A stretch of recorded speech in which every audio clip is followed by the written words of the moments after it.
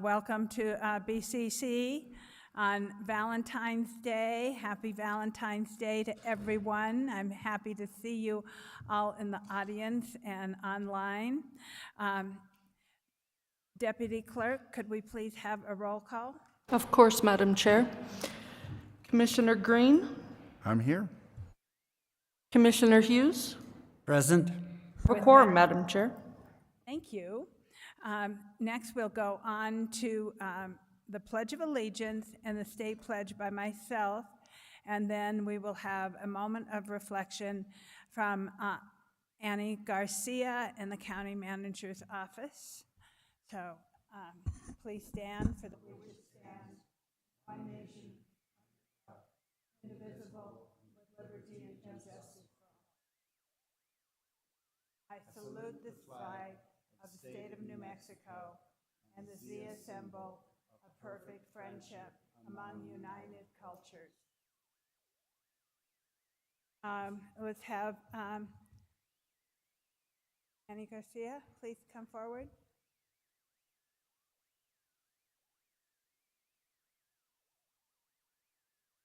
Good afternoon. Let us take a moment to focus on the work ahead of us today, being ever mindful of our decisions and in the best interest of our community. We take a moment of silence.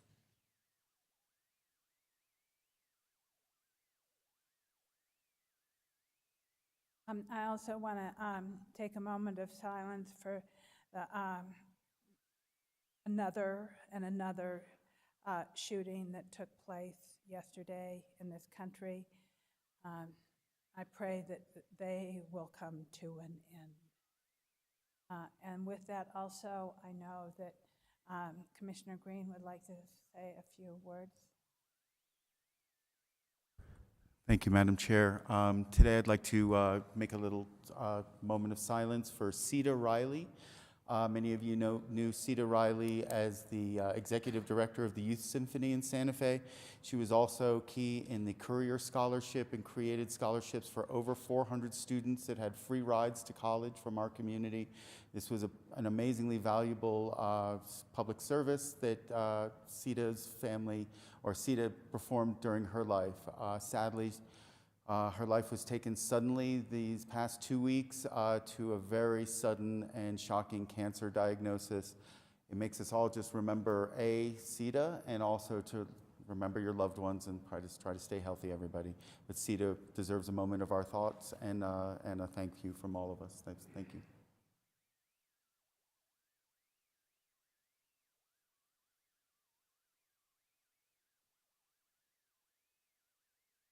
Thank you, and thank you, Commissioner. I will go on to approval of the agenda. County Manager Schaefer. Thank you, Madam Chair and Commissioners. On Saturday, before the 72-hour deadline established by the Open Meetings Act.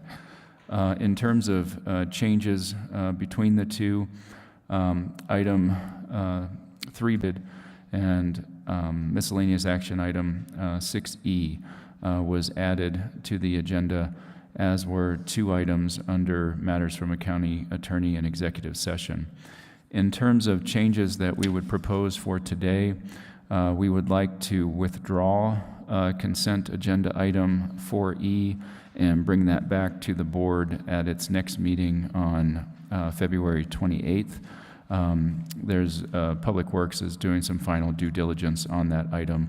So again, we would respectfully request that any motion to approve the agenda include the withdrawal of consent agenda 4E with the expectation that it'll be presented to the board at February 28th.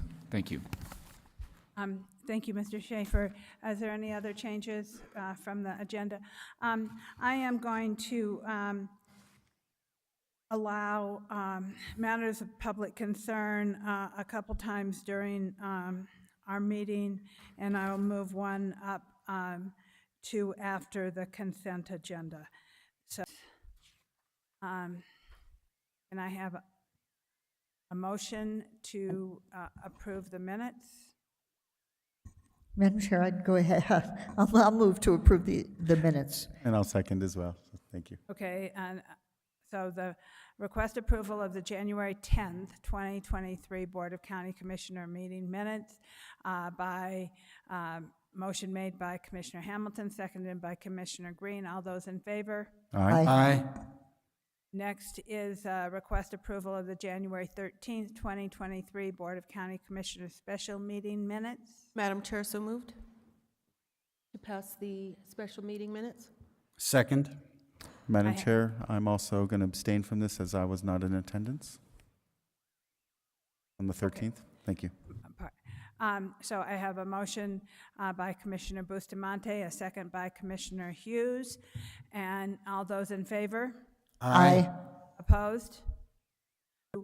Proclamation, consider a proclamations, commissioner resolutions, and or recognition.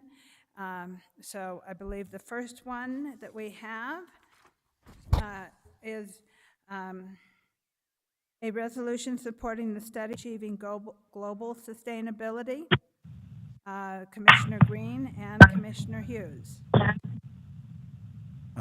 Thank you, Madam Chair. Thank you, Commissioners, and thank you, Commissioner Hughes, for signing on to this measure. This is my first resolution, so if I look nervous or sound nervous, I am nervous, so my apologies for that. So, team that asked our communities for ideas that would help our economic development. Triad LLC, the lab manager, and Battelle Memorial Institute were in town offering support for locally organized. The DOE lab system has 19 national labs that traditionally and systematically work in silos, mostly for national security reasons, but also for intellectual property reasons. This siloing makes collaboration difficult. The DOE Collaboration Center that we're proposing is meant to be.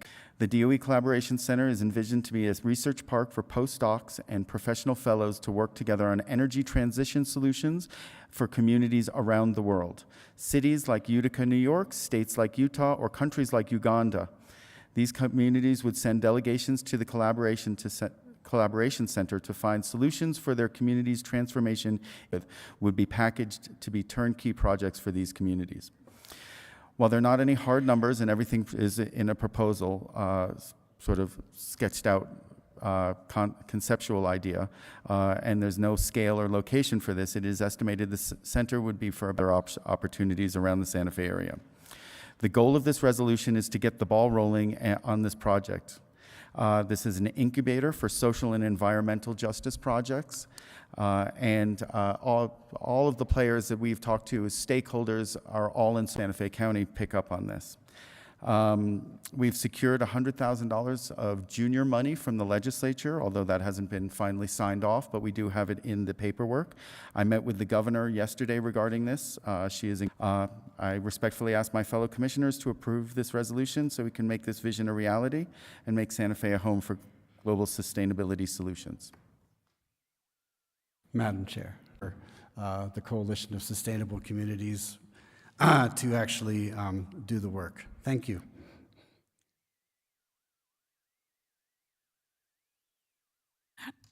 Thank you. Is there anybody? Commissioner Hamilton. Yeah, I have some questions, because so the points that both commissioners made are really good. It's the idea of having a collaborative intellect. Of course, we have the Santa Fe Institute. They do a fair amount of climate change and sustainability research. Having this kind of collaboration seems like a great idea. But I'd really appreciate if you could discuss some specifics in terms of the county's participation. A lot of things that are on the strategic plan that are committed to. And so that's what this is in competition with. And while I'd love to see this happen in general, I'd like to know what the county's input is for this. I also, too, have thought about this and staff time and staff resources. And what I have thought would be possibly a solution to that is that we are partners with the coalition. I've been talking about for quite some time. This is not a brand new idea. There are many people who have been considering this idea. And so since we are partners with the coalition, I think that they might be a complete answer, but it's another idea and possibly another avenue that we could come to help make sure that our staff is not over. Commissioner Hamilton, that is the model that is sort of foreseen in this, is to have a contractor that would come on board. The junior money is currently not really supposed to go towards full-time employees, although some administrative use is allowed. But one of the rules at the legislature, they said, how does it fit the rules? And I said, we're going to have a contractor for this to make sure that this is not overburdening our staff or creating a full-time position. In terms of how it fits in the strategic plan, in discussions with staff, this has been mentioned as aligned with the strategic plan, although maybe not a specific project in the strategic plan. It definitely aligns with the economic development. I mean, I understand that there is no question the critical importance of sustainability and climate change work. And I can see that having an institute it offers job opportunities for people. That's good. But to be honest, I'm the environmental scientist up here. I've dedicated my life to doing work just like this I think is critically important. So sometimes I wonder, like, why it's me in this position of having this come out of my mouth. But it's like they're only going to give a certain amount of money to Santa Fe County. They have a lot of money this year, but they're still only going to proportion it out. And all the projects that we spent a year and multiple years developing about what we were going to ask the legislature for, what things we thought were most important to support. On a house fire scene, going and asking for input to Santa Fe County for something that isn't on the strategic plan and isn't on the capital outlay and wasn't voted on by the board is called freelancing. And to figure out how we have the coverage in public works, I was just having quite the conversation for certain BDD undertakings that are critical, and they don't have enough staff to turn the air conditioning and the heating on and off all the time.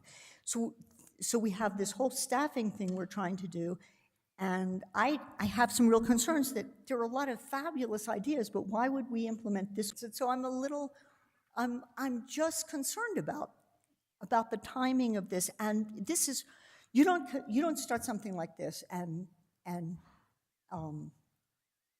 there's a term, I know there's a baseball term about soft lobbing it or something and do it halfway.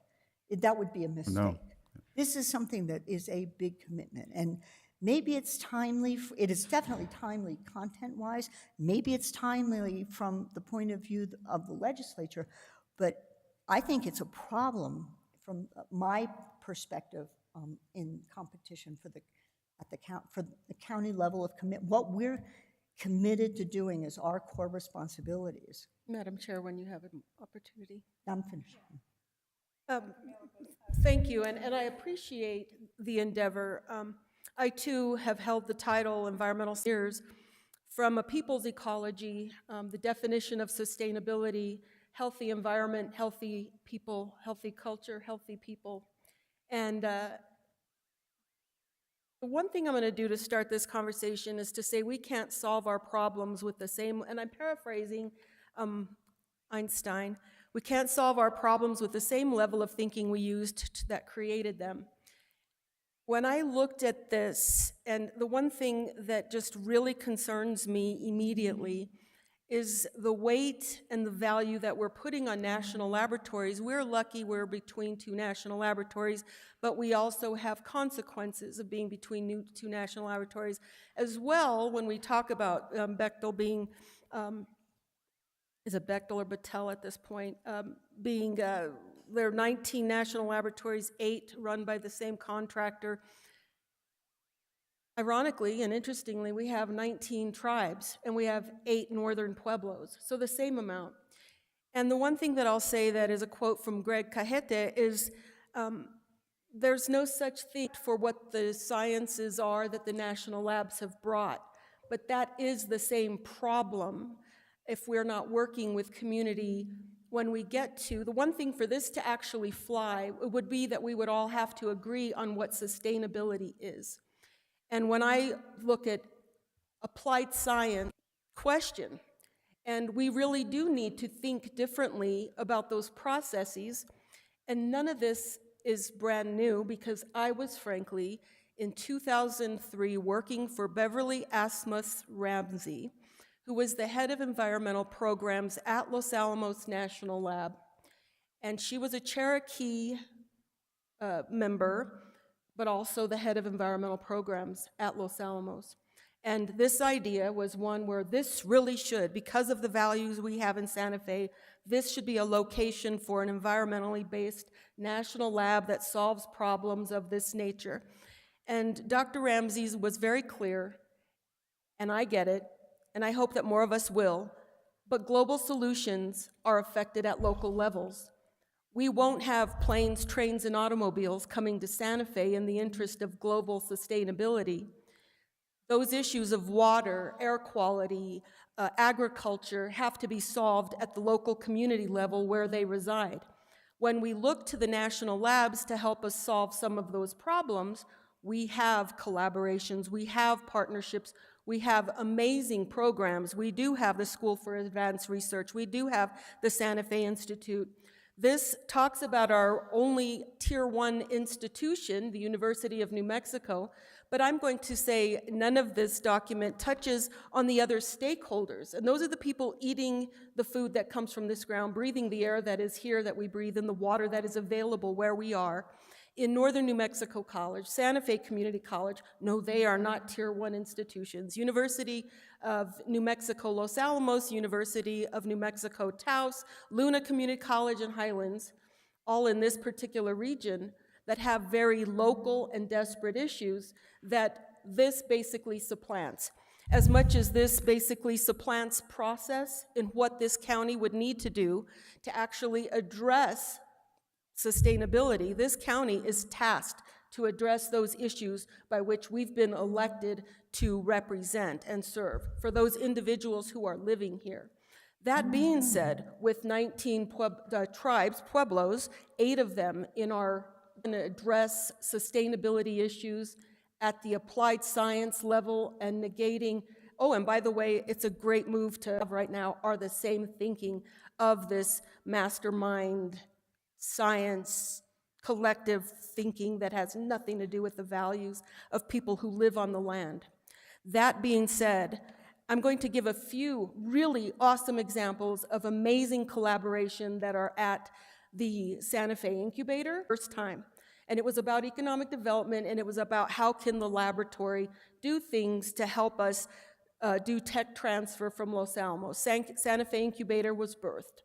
At that time, and we do have the consortium there, the consortium are higher ed institutions that come to Los Alamos to do research to continue to move forward. So it's exactly what this is saying. So we're supplanting process, we're supplanting institutions that already do this work. Santa Fe Community College, the little peanut that it is, and I'm grateful to have to say that I was a dean there for a number of years as the Dean of Trades Advanced Technologies at the College Innovation Center. They work with the New Mexico Consortium, have projects on the ground doing research at Santa Fe Community College and other rented sites, but they do that through the community college. UbiQD, solar film technologies that are being diffused internationally.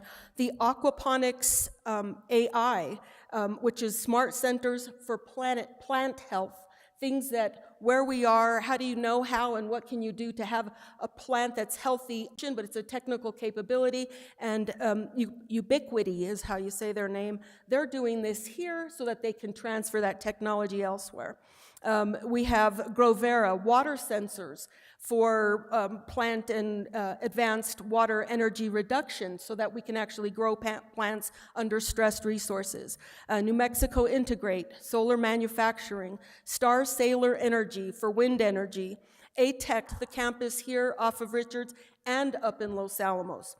I can continue down the list. BHP for using algal models for groundwater remediation and cleanup. AI measurement systems for contamination and frankly any kind of measurement for environmental quality. Avisa rapid respiratory infection detection. They have a partnership with Tito's, so if none of that was interesting, at least you know they have vodka. The NTX Bio, NTX Bio was a hotshot. They came straight out of Harvard, went to Los Alamos National Lab, ran their operation out of Santa Fe Community College, and have now moved because they outgrew Santa Fe to Albuquerque. This is partial list. We have the MIT folks, Sarah Gover, who's done amazing work. We have this already, is the bottom line. And to have an institute that is focused on all of the resources that are from elsewhere are not respective of those who would be one supplanted, overlooked, bypassed by trains, planes, automobiles to create something where everyone would come here to have a global solution. There is good work already happening. Again, I can continue, and I have spent semesters teaching sustainability to students, and I appreciate the amount of time that I've been given to have this conversation right now. I love the thought behind it, but with all due respect, a one-man show does not a policy make.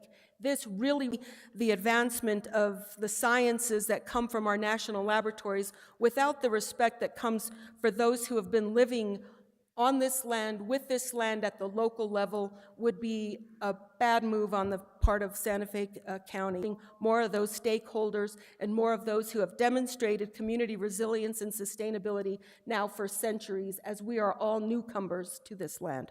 Thank you. Thank you, Commissioner Bustamante.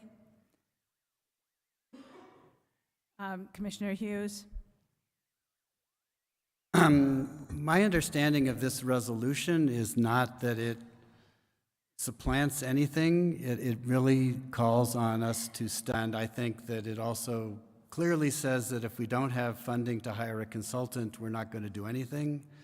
And so I don't really see this as, I mean, and also it gives whatever the county manager and the county department, you know, the discretion to sort of fit this in as they can. Even the hiring of the consultant might be, you know, might take a while. So I agree with everything Commissioner Bustamante said, but I guess I don't feel like it, like passing this resolution is going to be disrespectful to anybody because it only calls on us to study the idea and, you know, to bring forward. And I think that part of what might happen is the county, the community college, and others. So I guess I don't understand the strong reaction to it. I do understand Commissioner Hamilton's concern, and that was my first concern about this resolution, and I was glad that we rewrote. We don't have an economic development staff right at the moment, and that's who we would need if we were going to really take the lead on this, and so it might take a while to get this going. But I also think that you know, when I was a new commissioner, you know, you might have ideas that are aligned with the strategic plan and we want to put them in later. We're not going to work on the strategic plan again until the fall. And so I think it's also not really fair to say we're not going to do anything that any new commissioner wants to do, you know, because we didn't specifically call it out in the strategic plan. That all the concerns have been brought up, but that is what I have to say for now. Commissioner Hamilton. So some of those are good points. Like, I do not think the strategic plan should be used like a bludgeon, like, you know, to prevent good work from going forward, because sustainability and job creation and stuff, they're legitimately in the plan. That's my concern. I have a concern with process, but I also have, but not that Santa Fe County will take the lead because in control of the task force. Santa Fe County will be the fiscal agent. Like, you know, my first thought on some of that was, it's a great idea for use of the Midtown campus. Midtown campus is in the city. Why isn't the city going to be the fiscal agent? Why don't they have more skin in this game. The same with DOE and with Los Alamos County and with, so it sounds to me like that this is not just we support it, we're committing the county to a lot. Maybe a path forward that it is not inconsistent with the strategic plan. It's a big commitment at a time that, I'm not being trivial, this is a hard time to take on a new big commitment between staffing and so would you, and other resources. So anyway, I see that as a possible path forward because I've read this, but this is kind of new, and it is a big commitment. So Commissioner Chair, Hamilton, are you making a motion to table? I don't want to, I will. I would, if that's, I mean, So if I may, so to answer the two commissioners, Madam Chair, I've spoken to, yep, I'm on. Sometimes I can't. So I'm on, I've spoken to, I've proposed this and told Native members, Native communities here about this.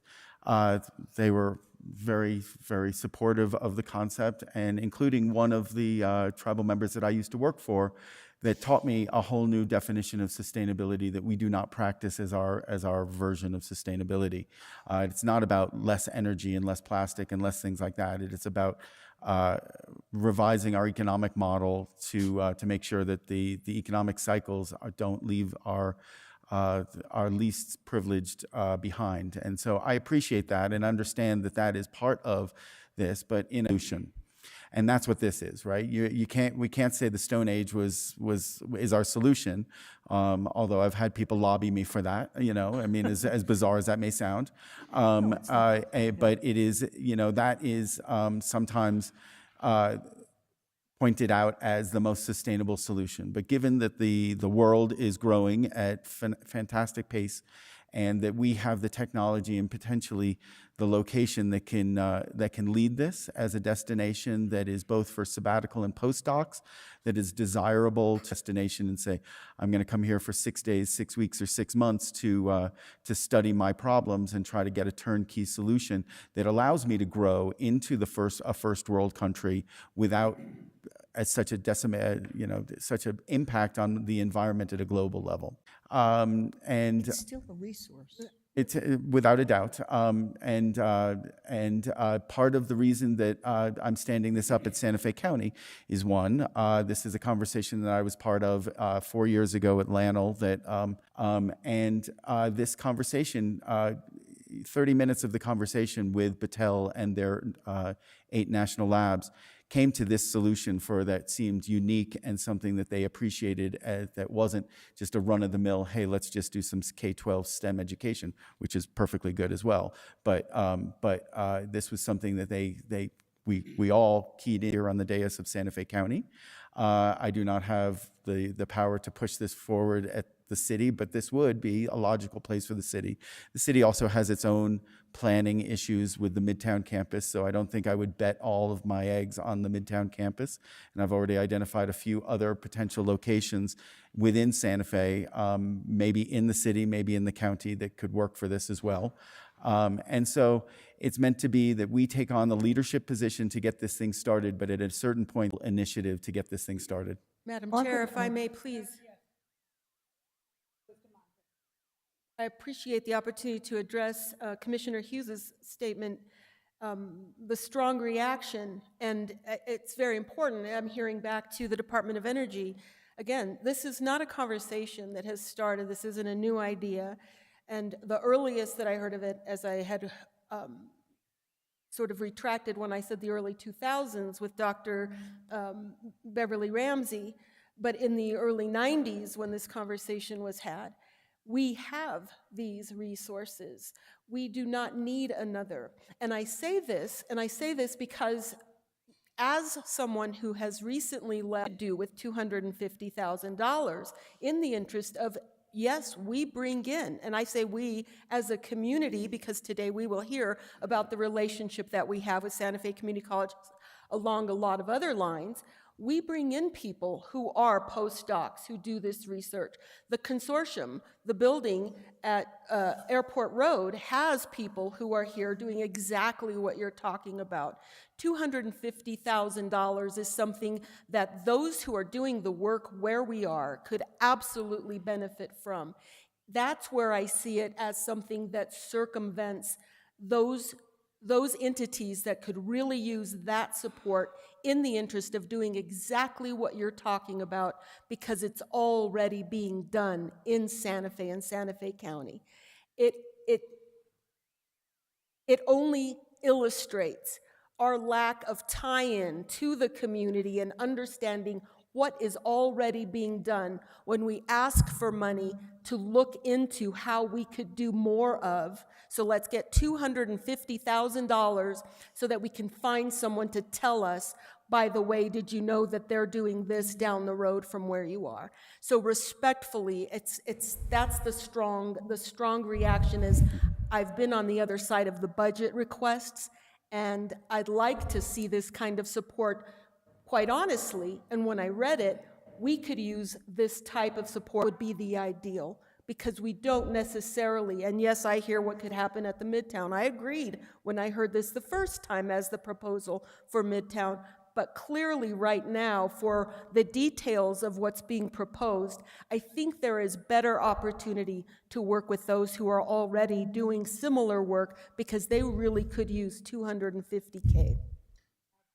Commissioner Hamilton. Thank you. The question about the city was partly a logic question, not an ad for participation, and I do get it. However, many of the things listed in here, which you think, the state is, state and higher education, and so the state's listed as a partner.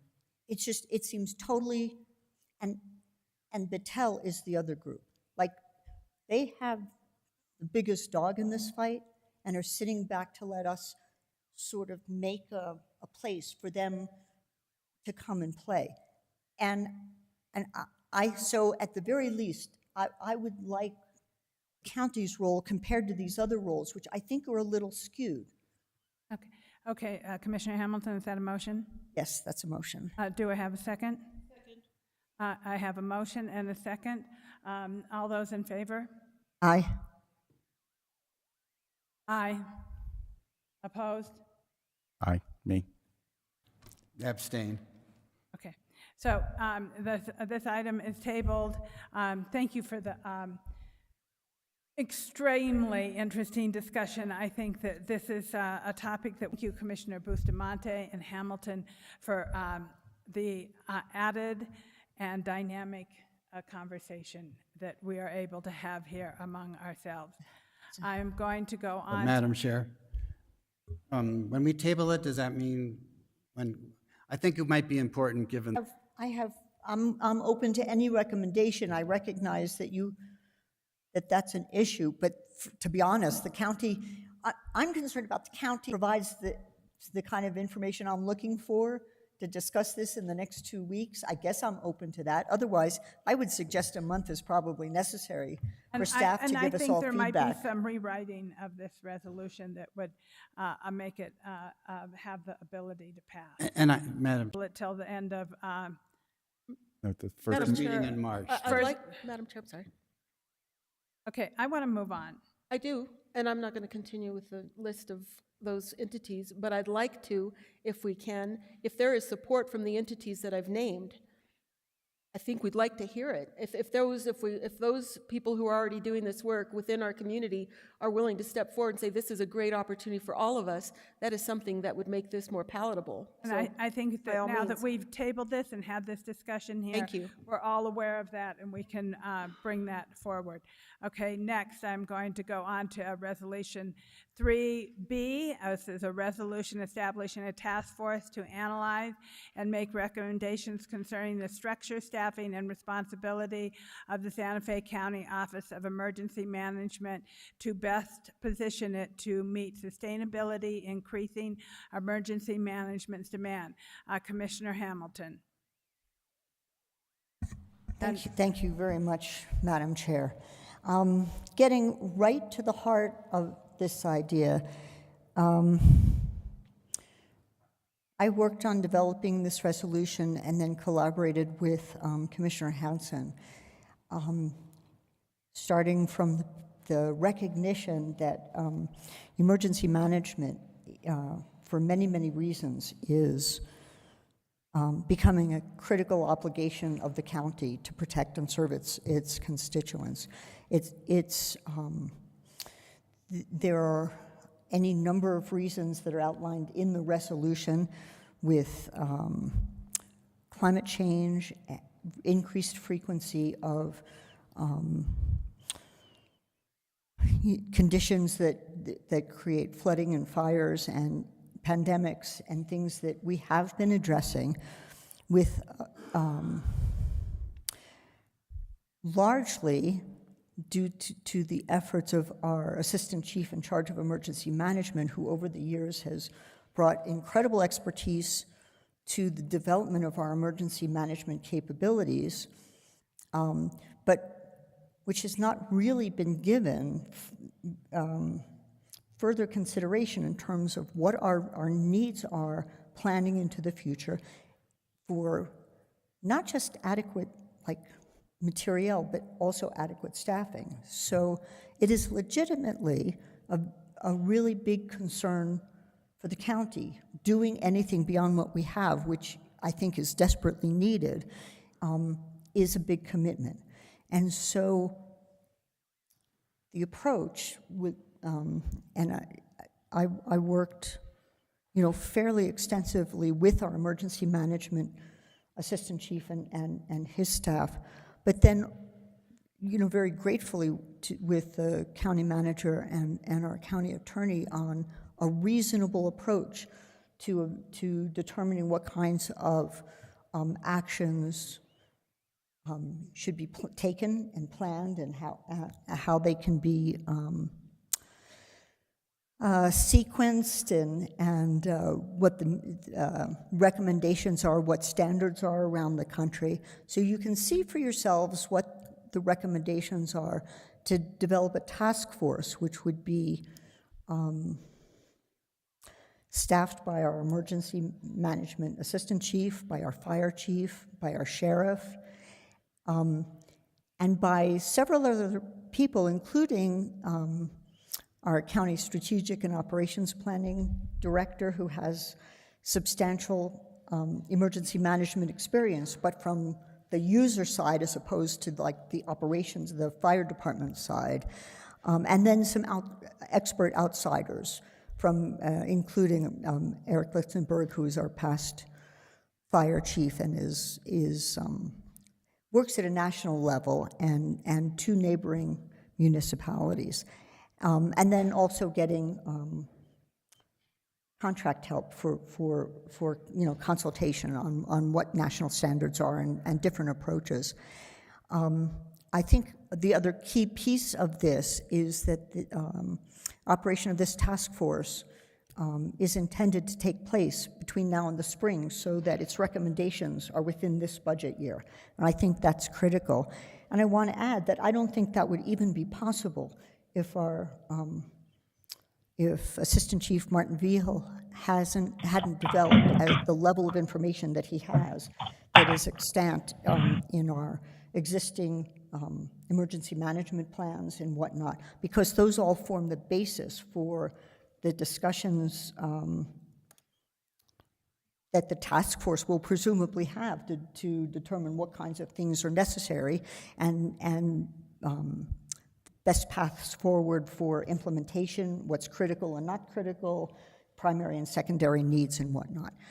Honestly, I spend my other life, it's kind of like Jekyll and Hyde, as an environmental scientist, and climate change and it impacts on natural resources and other considerations are what I do for a living. And so I sit here thinking about seeing what happens and what the county has to do to respond to fires, to respond to pandemics and whatnot, and realize that when we're talking about moving forward over the next 2, 5, and 10 years, this department has to be strong, but it has to work for the county in the appropriate way. So I feel like getting the best information and putting everybody's brains together to get the best input is the way to go forward. And I will yield. Thank you, Commissioner Hamilton. I too find emergency management incredibly important in the county. I just returned from NACO, and this was definitely a topic of concern throughout the country. It is a serious issue throughout the country of how we are going to be prepared for disaster. And so I think that this approach is a really healthy approach because it puts a task force together. We can gather the information, we can gather the resources, and then move forward. And so with that, if there's no other discussion, I'd like a motion. Madam Chair, if I I'd may- love Madam to. Chair? Okay, I see I have more discussion. Commissioner Green? Thank you, Madam Chair. Thank you, Commissioners. I think this is a great process forward to get some best practices and some outside look at the way we operate this. Chief Vigil, Assistant Chief Vigil, has been running a pretty lean, I won't call it mean, a lean and very caring organization with him and Ignacio at the helm there. And so anything that we can do to support the mission of emergency management is great. Having a bigger, more comprehensive look at what we can do. And if it means more staff, that's great. If it means a redefined mission and a different way of reporting, that's fine. There's best practices to be learned from different organizations around the area. And maybe we'll find out that everything's working perfectly as it is. So we're up to everything here. My only concern on this is the short timeline for the May deadline. I don't know if that is something that is truly achievable, or but I'm okay with it regardless. I think that's just a concern. Thank you.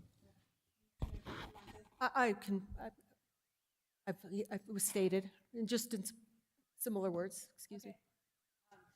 Yes, and I thank you, and I agree. I would normally think it would be virtually impossible, but I think we have a really strong collection of information, documentation, and whatnot that is a starting point that without which we couldn't do it in that kind of time frame. I do think it makes it realistic. I mean, it's a valid concern, but I do think it makes it realistic. I'll believe you. Okay, thank you, Commissioners. Can I have a motion? I'd love to make a motion to approve this resolution. Second. Okay, I have a motion from Commissioner Hamilton, a second from Commissioner Bustamante. All those in favor? All right. Aye. All those opposed? The ayes have it. Thank you so much. Madam Chair, or Deputy Clerk, can I please have a resolution number? Happily so, Madam Chair. This is resolution number 2023-017. Okay. Next, we will go on to the consent agenda. Does anyone have anything they wish to pull off of the consent agenda? If not, may I please have a motion? Madam Chair, Yes. I move to adopt the consent agenda. Second, noting that was with item E removed, right? Yes. With item E removed, yes. Yeah. Thank you, I second. Any discussion? Seeing none, all those in favor? Aye. Aye. Opposed? Next, I said that I would open up matters of public concern. Madam Chair, may I offer you a resolution number for item 4D, I believe. Yes. Item 4D is resolution number 2023-018. Okay, thank you very much. So next, we will go to matters from public concern. I will open this again later, but since we have a resident in the chambers, I wish to allow her 3 minutes to speak. So if you would like to come up And please make sure that the mic is turned on. Good afternoon, Please Commissioners. state your name and address for the record. Yes, my name is Christina Nixon, and I am in District 2, presumptive Phase 3 annexation. Yes. You're going to need to really speak into the mic. My name is Christina Nixon, and I am in District 2, presumptive Phase 3 annexation. I have been living quietly on my property for about 25 years in the county. I moved out of the city jurisdiction for a very good reason, to get away from the city. I have always been county. Recently, I received many letters from the county identifying me as a county resident and was told that I need to get a county permit for my short-term rental, or I would be fined and shut down without having a county permit. The deadline is March 15th, 1 month from now. It took me 3 weeks to get an appointment for my county permit. It took me 2 weeks to collect the required documentation. Extremely difficult to compile because city offices and county offices were closed, and to no avail would anyone answer the phone or return my email. When I finally arrived at the county appointment and sitting in the waiting area, I got a phone call from a private number and was told my appointment was canceled. I asked to see the city employee and was told again for no reason, your appointment's canceled. I asked to speak to a supervisor and one came down to the lobby. I was told, you are city, and I responded, I am county. Sorry, you are presumptive annexation and you have to apply for a city permit. We will not give you one, in quotes, you are denied. I asked to see the annexation rules and dates and was told, I'll get back to you. Infamous response. I called the city to apply for a city permit, and the clerk told me, quote, there are no more city permits. Apply after April 15th, and, quote, good luck, you probably won't get one. Total negligence on the city and county's part. As I tried in vain to get someone to help me for several weeks, I was actually told by an inspector he would drive to my property that day, find me, and shut my Airbnb down. Completely illegal and bullying tactics. I contacted anyone that would help me, including my councilwoman. Constitutional rights were being violated. I talked to 2 highly accredited lawyers, and they immediately told me that this is a form of taking and is a violation of my Fifth Amendment rights. No question about this fact. I have been horribly bullied, misinformed, my livelihood completely threatened, and up against a predatory entity that seems to think that they can do whatever they please. Presumptive means you do not have jurisdiction until full annexation, and you provide no services to me. I believe, in my opinion, that annexation is another word for blatant greed. President, the annexation actually is an unlawful grabbing of land and the use of bullying tactics to accomplish this purpose. If I am shut down, my livelihood goes away, and if I have to cancel any reservations since I am booked for a solid year, I will be fined by Airbnb $100 per cancellation. Santa Fe was once beautiful and lovely. No more. The egregious amount of building on every parcel of land that can be unethically taken is astounding. Who is profiting? The city and the developers, not the residents. I have also included all of the legal ramifications on the attached piece of paper that I handed to you, which comes from legal counsel. I am requesting at this point a grandfathering in of a county permit so that I can continue my livelihood, which is my short-term rental, or at least a temporary county permit. As of March 15th, I will be out of business. And at that point, my lawyers will step in. Thank you very much. Thank you, Ms. Nixon. We here at the county are commissioners. The city is counselors, just to be clear, and thank you for your comments. Thank you. Next, I will go back to the regular agenda. We will go to item 5, appointments and reappointments. A resolution appointing members to the Board of Registration to fill 2 vacancies. Is the county clerk, Ms.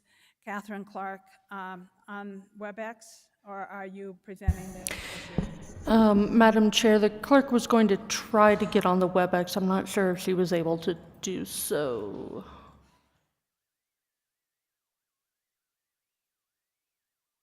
All right, looks like you're stuck with me. I'm sorry.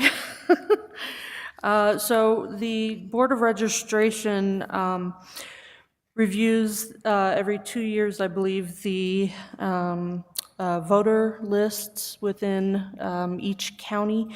So we are asking the county commission to appoint 2 people for the Board of Registration for Santa Fe County. We have 2 vacancies, I believe, and 3 people from which you can choose.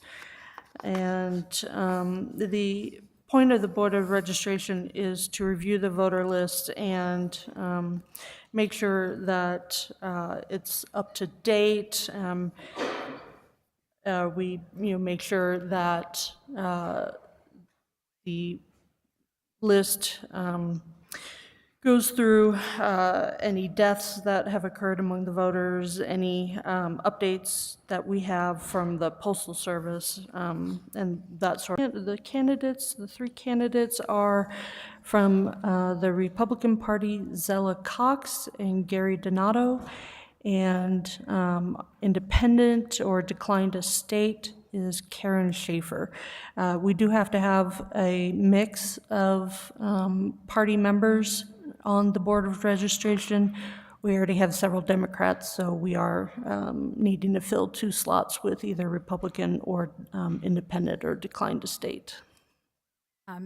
Thank you, Deputy Clerk. Commissioner Hamilton? Thank you, Madam Chair. I have a question. Did you interview these applicants? I know that the Bureau of Elections did do some outreach, and to what extent they interviewed them, I couldn't tell you, but they did do some outreach. Okay, because normally we get recommendations based on interviews and whatever. Commissioner Hamilton, if I could By all means. clarify. So what normally happens in this, there's no recommendation or anything. We have a number of Democrats, so we don't need any more of those. We can select one from the Republican Party and the one from the decline to state, or we can select the 2 Republican parties. It's completely up to us. So it's, so to speak, Russian roulette.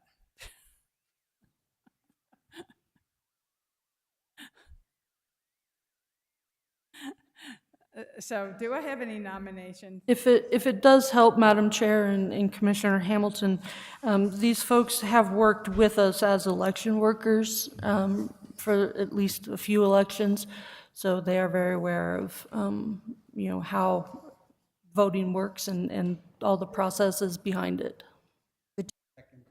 Second.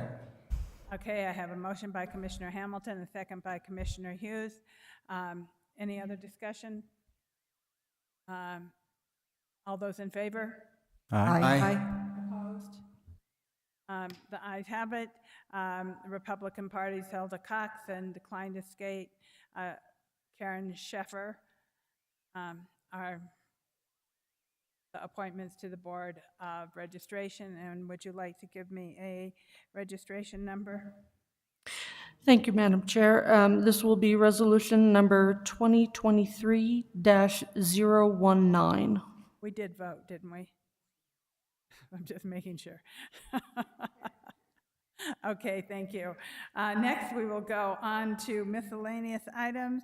The first item is a resolution adopting the Santa Fe County Open Space Trails and Park 2023 Work Plan. Growth Management Department, Adeline Murphy, welcome, and Robert Griego. And I just have to shout out that Robert Griego has the best jacket on because it says the Northern Rio Grande National Heritage Area on it.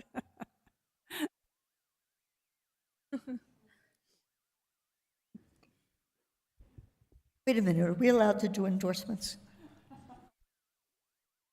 Good afternoon, Madam Chair, Commissioners. My name is Adeline Murphy. I am the Open Space and Trails Planning Team Leader, and today I will be presenting the Open Space Trails and Parks 2023 Annual Work Plan. Thank you for pulling up the presentation.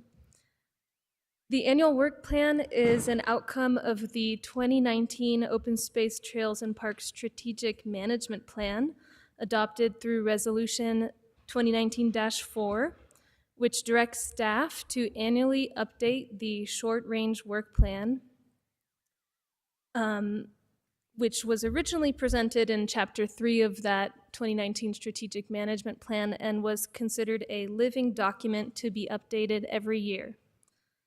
And the purpose of that is to transparently communicate the focus and priorities of the Open Space Trails and Parks program for that year.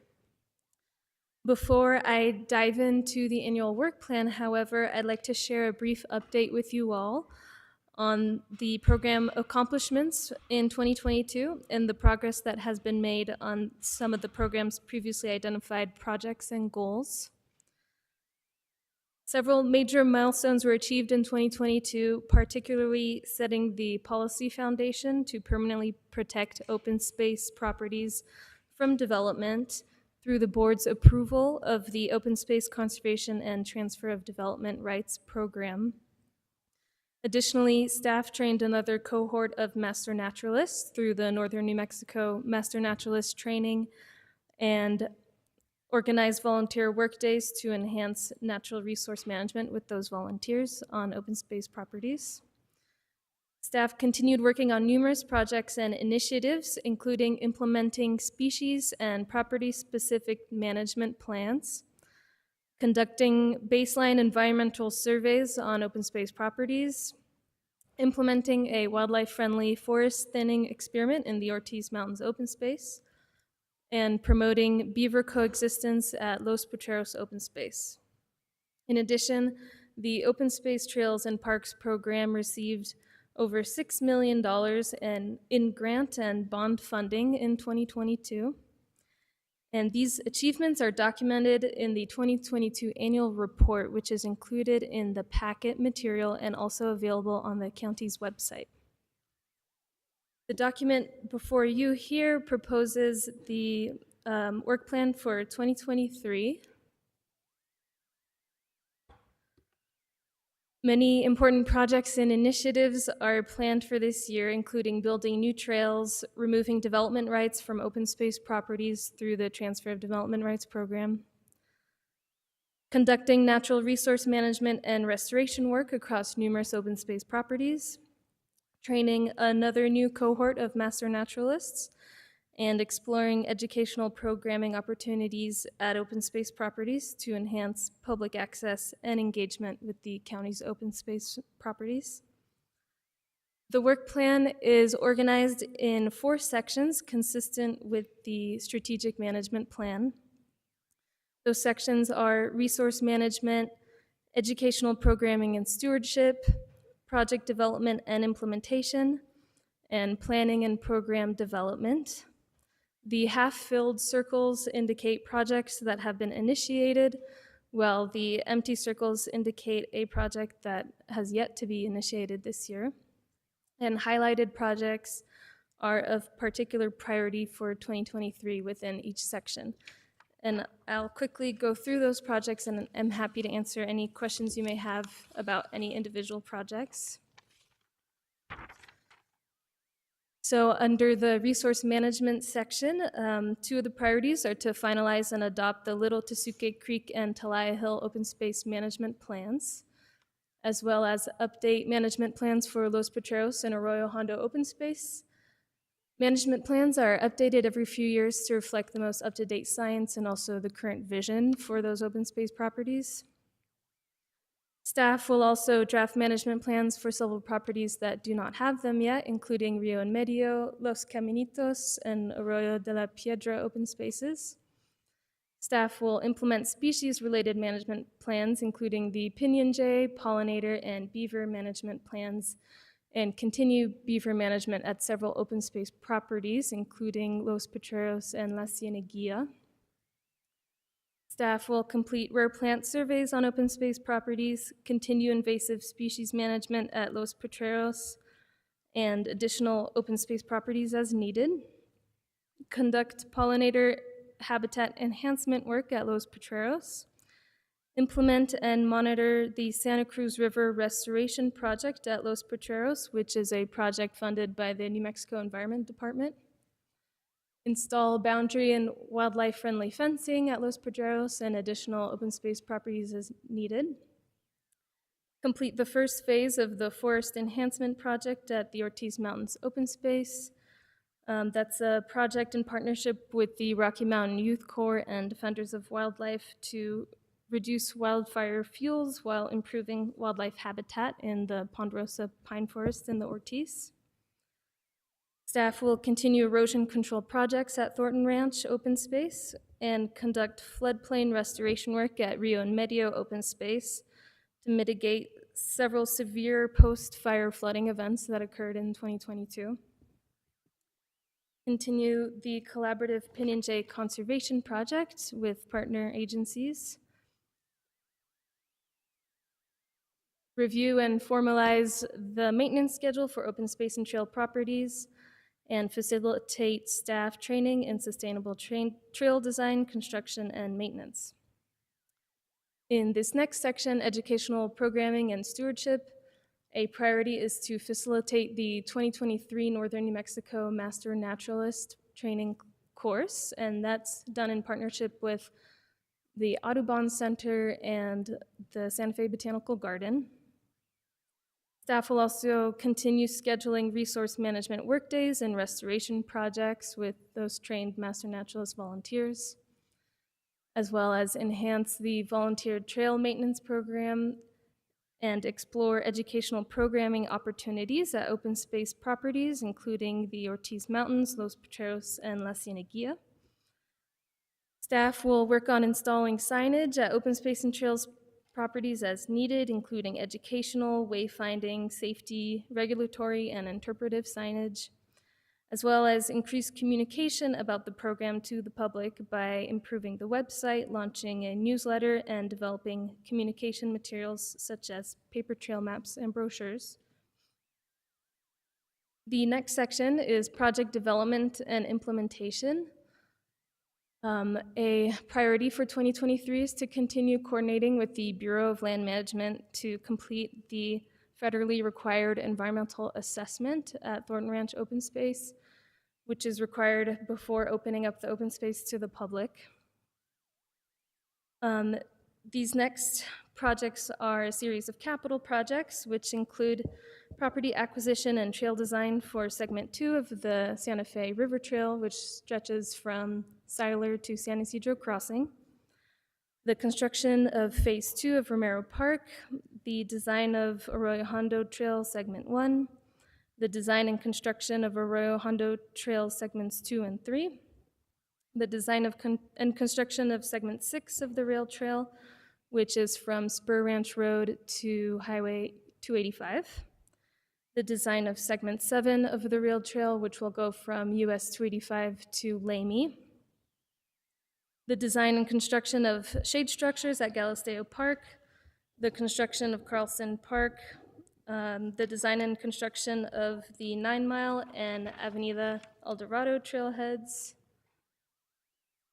the design of new stairs at the Madrid Ballpark, the realignment of the spur trail as part of the Northeast-Southeast Connector Project, the construction of the Little Tusuke Creek Open Space Trail reroute, and a feasibility study for a trail reroute in the Ortiz Mountains open space. And the last section here is planning and program development. 2 priorities for 2023 in this area are to conserve properties through the Transfer of Development Rights Program and continue engaging with tribal representatives to develop policies for tribal communication and co-management at Thornton Ranch Open Space. In addition, staff will plan to integrate open space property and project data into Project Mates once that software is up and running. Create a plan for an interpretive ranger program to provide safe access to open space and trail properties. Create a plan for educational programming at open space properties with local schools and communities. Update resolutions and ordinances that are related to the open space program to reflect the current mission of the program. Update the open space and trails official map. Continue preventative maintenance measures at open space and trail properties, and look into the creation of a public work order system to allow members of the public to easily report issues. And last but certainly not least, continue to implement the county's stormwater management plan on appropriate open space and trail properties. So that was a lot, and as you can see, this is an ambitious plan and there's a lot in store for us for 2023. But the Open Space Trails and Park team is a mighty team with staff in the growth management, public works, and community development departments, actively collaborating together to move these projects forward. And that also includes our new open space resource management specialist, Monica Harmon. Welcome, And- Monica. I would be remiss not to also express our gratitude to our many community partners who are integral to the success of this program, and we look forward to another year of collaboration. So thank you, and I stand for any questions. Thank you, Adeline. That is, you have an ambitious work plan, and it makes me happy to see. So I want to Madam Chair. Yes, Commissioner Hughes. Thank you, Madam Chair, and Adeline, thank you. That is an ambitious work plan. And not meaning to add to your workload, I just have a question about the Cult Pack meeting. I went to 2 of the Cult Pack meetings, and I was happy to see that the committee was so engaged and enthusiastic. And one of the things they seemed to be enthusiastic about was acquiring new open space, particularly the potential of a donated space in Chimayo that would adjoin our existing open space, and then the perhaps sometime purchase of open space down by the San Pedro area. And I didn't know, is the committee going to keep considering those this year, or how does that fit into the work plan, or any other proposals that might come forward from the community as those 2 did? Madam Chair, Commissioner Hughes, thank you for your question. So the acquisition process is a process that Cold Pack goes through, and it's also one that county staff will potentially be reviewing, which is mentioned in the work plan. As for those specific acquisitions, Cold Pack has completed reviewing the San Pedro one, and will be bringing their recommendation forward to the board soon. However, it's up to the board as to whether or not that acquisition then becomes part of the 2023 work plan, if you will, since it has not gone before the board yet. The property in Chimayo, they have not submitted a formal application for that yet. Okay. And the first one, were you referring to Chimayo or Cerrillos? Because there's also a, Oh, I was referring to the one in Chimayo where the Okay. couple wanted to donate their land behind the Santuario. yeah. I'm aware of the one in Cerrillos, and I sort of assume the same would apply. So Yeah. they don't become part of the work plan until the Board of County Commissioners approves something, Right, yeah. for us to move forward with those. Okay, well, thank you. Thank you. No, it's a great work plan, and I'm sure you have a mighty team. I'm glad to hear it. Thank you. Commissioner Green? Thank you, Madam Chair. Great work. It's a beautiful plan. I have two concerns that I think we've spoken about, but I want to put it into an open meeting situation, which is I support all the work that's being done up at Los Potreros, up in Chimayo. It is in my district. It's a beautiful landscape to be preserved. But I have a pretty fundamental concern about limiting access. And so when we get land donated, but it then doesn't have an access plan and it's basically shut off, I don't find that that is in the best interest of the entire community, including most importantly, the folks up in Chimayo who would love some open space for their own recreation and use up there. But also county-wide people that go up, or tourists that go up there and want to go for a little trail walk behind the Santuario. So regardless of this case, that is just a case where it appears that an access plan wasn't integrated into the acquisition and management plan. And so I get it that there was some environmental restoration that needed to be done there, but I would hope that over the long term that there would be some access plan that would allow for, whether it's weekend access or access only, during daylight hours, or something that allows people to trail. About 7 years ago, I was on a commission. It was a city-based commission to look at the West River corridor. And the West River corridor included all of this area where the river trail was. And one of the opportunities and recommendations was to find a way to put intermodal use there. So intermodal was walking, biking, and then the innovative remember us sort of opportunity was horseback riding. And so along the river trail, especially in the Seiler area, there are a bunch of equestrian facilities that I could imagine that taking a river trail ride would be a great experience in Santa Fe, and it would be away from traffic, a perfectly beautiful location, leading from these equestrian facilities. And so I'm wondering if in these next phases we can look at incorporating a soft pack equestrian trail along this, so that we can bring that back to the Santa Fe experience. There was once upon a time we didn't have cars and we went down the river by horseback, so we should bring that back, in my opinion. But thank you for your work, and just want to bring Thank that to your you. attention. Madam Chair, Commissioner, I'm happy to respond to a few of those comments if you'd like. Please go ahead, Adeline. Thanks. Staff is in agreement that access is really important to open space properties. You're correct that Los Potreros was planned to explore educational programming opportunities so that we can bring people out there. However, we would have to strike a balance between open access versus like guided and interpretive access in that area, specifically because there are a lot of unique species that live there, and there could be a concern with like dogs running in areas that would be closed off to people if there were trails. So that would be a balance that would need to be struck in that area for it to be opened in a way that promotes conservation and also, enjoyment of nature for community members. And then as for the trails, it's in the land use code that county district trails are supposed to be multimodal. So that includes hiking or walkers, bikers, and equestrian uses.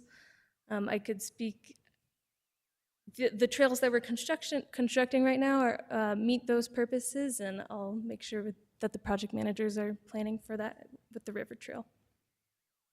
Just as a follow-up, they're concrete trails, and typically equestrian trails are not are concrete. And I think there should be a concrete trail, but there should probably also be a soft pack as well. And hopefully there's enough right-of-way to do it. One side is soft pack of the river, or the other side, or whatever works out. But the river is the greatest opportunity in Santa Fe to have a really urban landscape that focuses in on nature, and getting that section that is still developing to have a focus inward as opposed to outward is a great opportunity.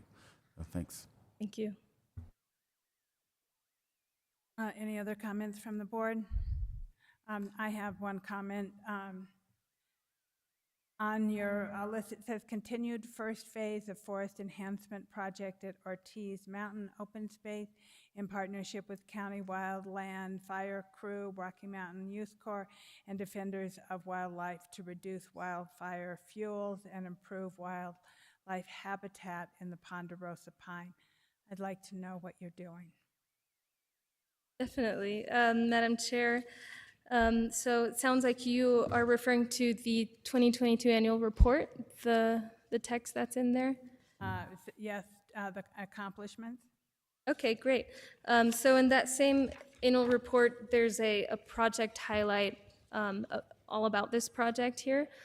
And the idea behind this project is to balance wildlife habitat needs with fuels reduction to reduce the risk of high-severity wildfires without having to do controlled burns. So the project retains canopy cover and also does not thin trees during the wildlife breeding season. So thinning is only done in the fall to reduce disturbance to wildlife. And then we will be partnering with Defenders of Wildlife to measure success of the program by monitoring the density and occupancy of a specific species of bird called Grace's warbler, which is an indicator species for this type of ecosystem. Its populations are linked to the health of ponderosa pine forests. And based on the outcome of that study, we can then communicate the results to other land management agencies like the Forest Service and potentially make this a model thinning prescription for other forested areas as well. I took this liberty to have you explain it so that it could be in the record. Great. And because I think that any kind of program that we can start to help the Forest Service understand that there are other ways to deal with the forest besides controlled burns is really important. And it's important to me. And one of the things that I expressed when I met with Undersecretary Rivera Hall in DC was that we wanted to look at alternatives to controlled burns. And so the fact that we are doing this ourselves is really an important step in making that a reality. And so I just wanted to highlight that for you. So I took the liberty of doing that, and I completely appreciate that. Commissioner Hughes? Yeah, I'd like to make a motion to adopt the Santa Fe Open Space Trails and Parks 2023 Work Plan. Second? I have a motion from Commissioner Hughes and a second from Commissioner Green. Any other discussion? With that, all those in favor, please say aye. Aye. All those opposed? Thank you, Adeline. It was fantastic. Thank you for your great work. Thank you very much, Madam Chair and Commissioners. Next, we will go on to item 6B, request approval of replacement water delivery and wheeling agreement between Santa Fe County and El Dorado area and sanitation district. Madam Chair, yeah, before we wow. move on, can I offer a resolution number? Sure. For 6A, it is resolution number 2023-020. Okay. Welcome, Mr. Dupuy. Good afternoon, Madam Chair and Commissioners. A little more than 2 years ago, the board authorized the county manager to execute, and the county manager executed the current water delivery and wheeling agreement with El Dorado Area Water and Sanitation District.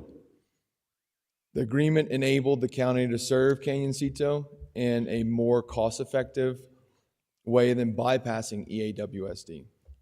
It provided a supplemental source of supply to EAWSD, and it laid the groundwork for this replacement water delivery and wheeling agreement.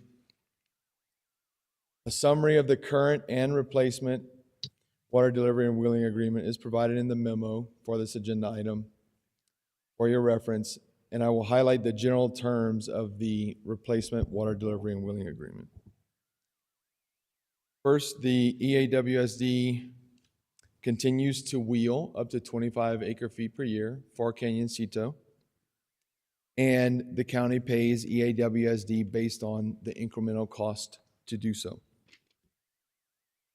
Additionally, the county will pay $391,942.20. It's the cost for disinfection byproduct treatment infrastructure needed within EAWSD. And it is offset by EAWSD's payment for the county's construction of a master meter to meter the deliveries to Canyoncito. The county will design and construct infrastructure to maintain specific chlorine residuals, which is needed for deliveries to EAWSD. And last, we are both in good faith going to pursue options for EAWSD to temporarily supply Canyoncito if our supply is temporarily interrupted. This is largely in part due to uncertainties with regards to regulatory requirements that will be imposed upon us, but to the extent that it's enabled, we both intend to accomplish that goal. Now, in addition to what was previously enabled, specifically the 25 acre-feet per year wheel to Canyoncito, EAWSD will upgrade its capacity to do 75 acre-feet per year, given a reimbursement from the county not exceeding $500,000. Additionally, EAWSD will commit to take or pay 100 acre-feet a year for the first 3 years and 200 acre-feet per year every year thereafter, and pay the current water rights fee for those deliveries of 200 acre-feet per year. To pay the current water rights fee, EAWSD would use the $1.5 million of a $1.55 million credit provided by the county in recognition of the savings the county realized by wheeling water through EAWSD rather than bypassing EAWSD, and make 10 equal annual payments for the remainder.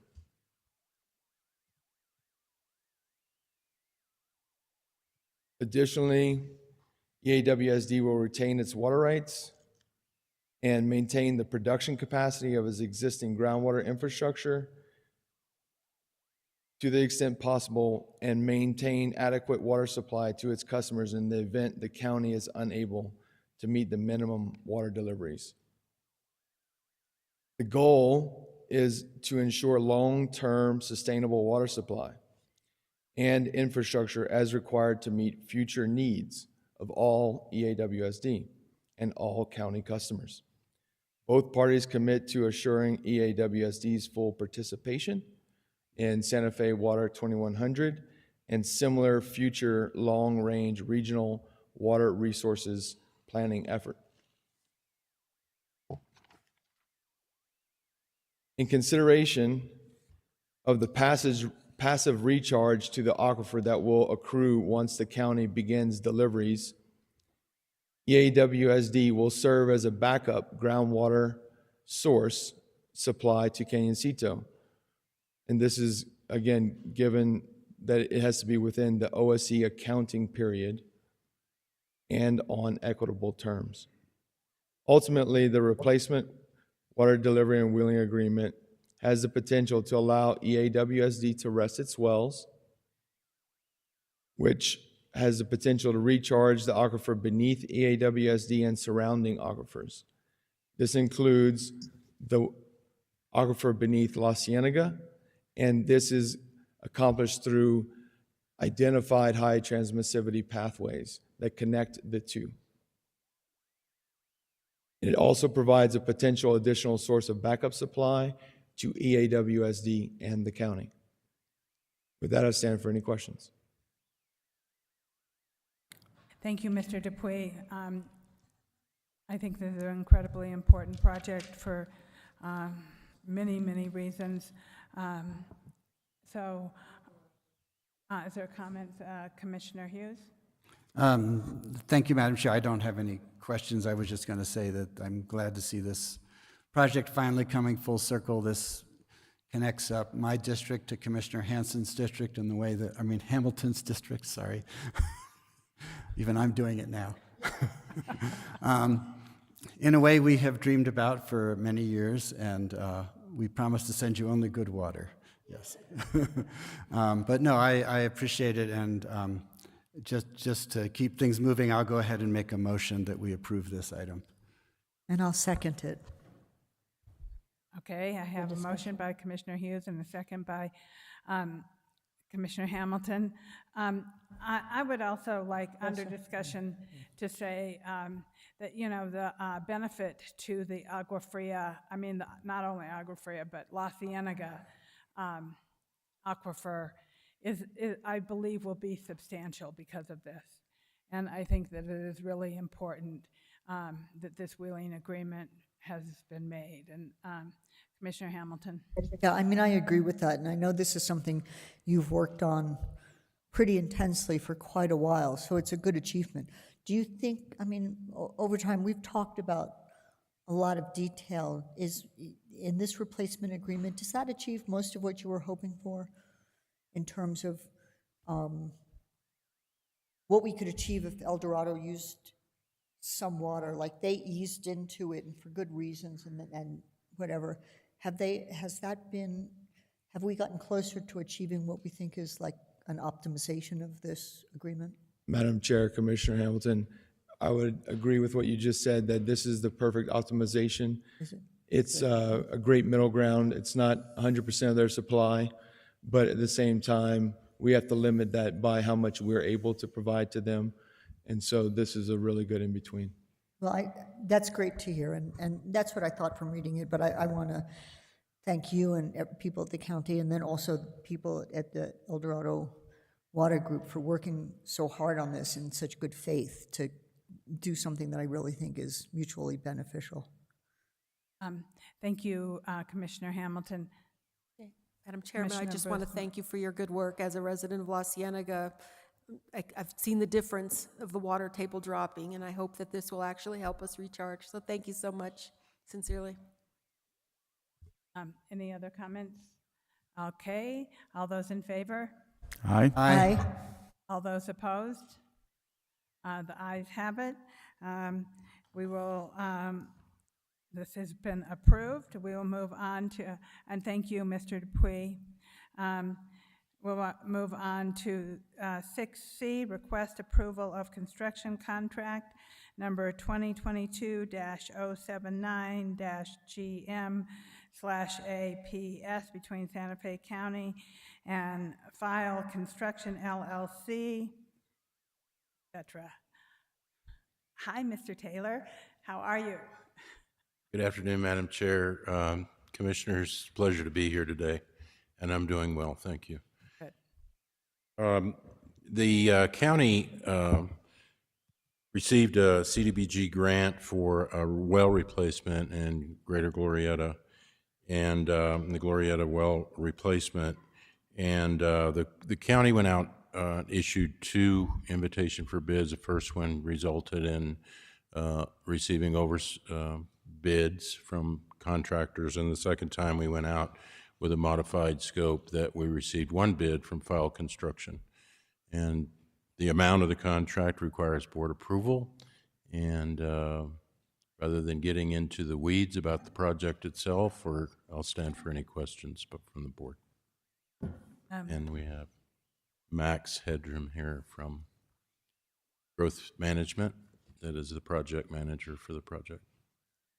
Commissioner Hamilton? So, this is this is essentially the culmination of something that's been worked on for, what is it, 2 or 3 years, right? The CDBG grant. And very, very grateful to have finally had this come to an actual construction contract. Not only Bill, but Max has worked like crazy, just and really creating those challenges. So they did a lot of creative problem solving, splitting the project so there was sufficient money. But it's incredibly important to the community, because the shallow aquifer is contaminated with radon and in some places uranium, and this is a long-term, deep well solution to that. So very grateful for what you did, and Paul Olofsson before you, and et cetera, et cetera. And I would love to make a motion to approve this. Please include in your motion delegation of signature authority to. I thought that was automatic. Absolutely, that's included in my motion. So we have a motion to approve the construction contract and delegation of signature authority to the county manager to sign all improvements and amendments. So I have a motion from Commissioner Hamilton and a second from Commissioner Hughes. All those in favor? Aye. Aye. Aye. Opposed?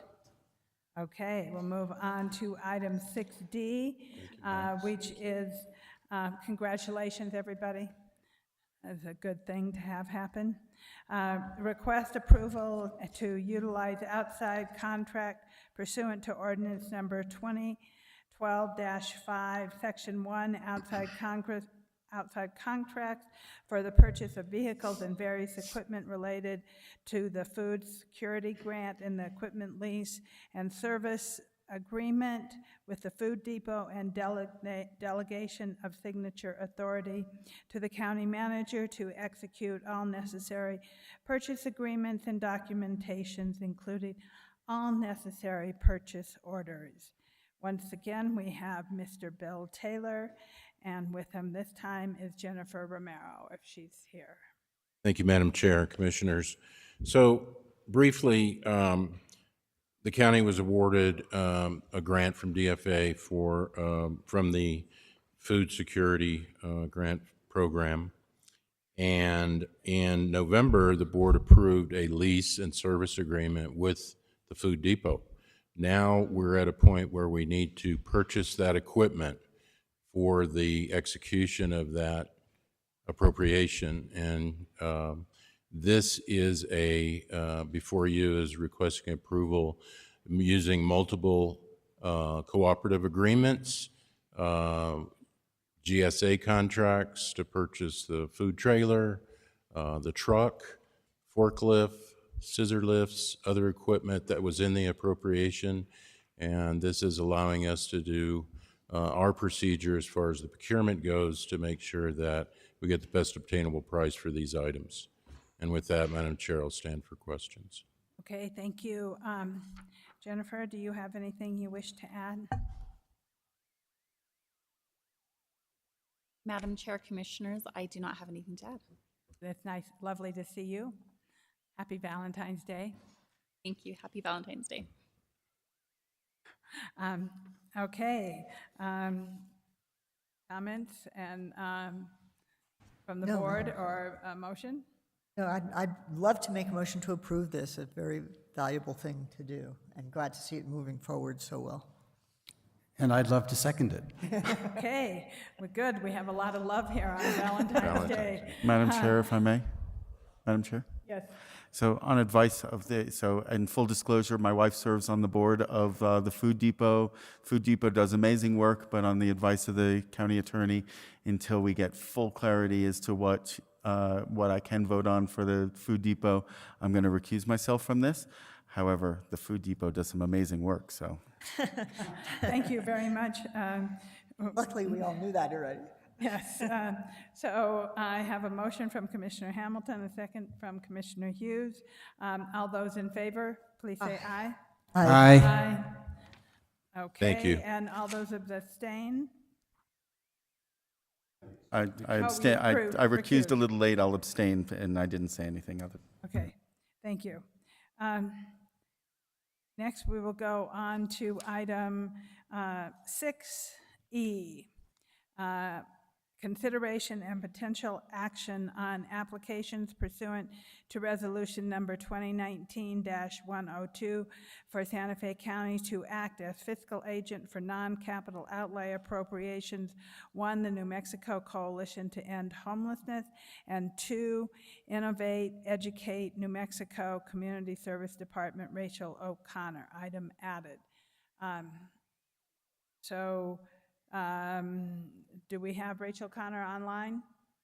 Okay. Madam Chair, you do. Can you hear me from this end? We can hear you. You sound great. Thank you very much. Happy Valentine's Day, everyone. Madam Chair, the Community Services Department is bringing forward this request because we have received 2 requests from 2 separate nonprofit agencies to serve as the fiscal sponsor for 2 separate projects. The first of these projects is from the New Mexico Coalition to End Homelessness, and they have requested funds from the New Mexico legislature for up to $500,000 to purchase what's called HMIS, which is Homeless Management Information System licenses for the providers of homeless services in New Mexico. They have requested that the Community Services Department serve as the fiscal agent. We would be happy to do so for one particular reason, donating better information and data on the homeless population in Santa Fe County. I've also discussed this extensively with my staff, who believe that they have the bandwidth to be able to appropriate this money as requested. The second request is from a group called Innovate and Educate, and you might recall them having done a presentation to the board regarding services that they're hoping to provide in Santa Fe County. They've requested funds from the New Mexico legislature. They have $75,000 for incarceration. It's important to note that the Santa Fe County Public Safety Department and the Community Services Department and the County Manager's Office and many others have been working together to create our own system. We will be releasing that on bid, we hope, regardless of whether or not they get it, to work in partnership with Innovate and Educate. And we also feel that we will make staff time to do this program. So I stand for any questions. I just want to say that I have to recuse myself for the obvious reason that I'm still a very part-time employee of the New Mexico Coalition to End Homelessness. Okay, thank you, Commissioner Hughes. Commissioner Hamilton? No, this seems quite reasonable. I'd make a, no more love. I'll move to approve. And I'll second. Okay, I have a motion by Commissioner Hamilton, a second by Commissioner Green. Any other discussion?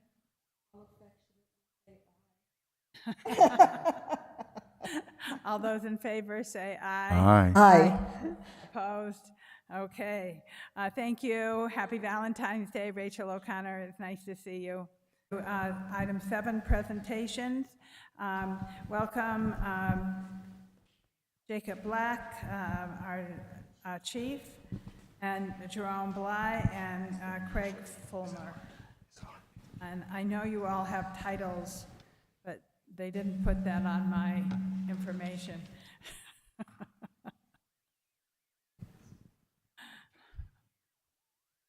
I'm also a firefighter, EMT, and investigator as well.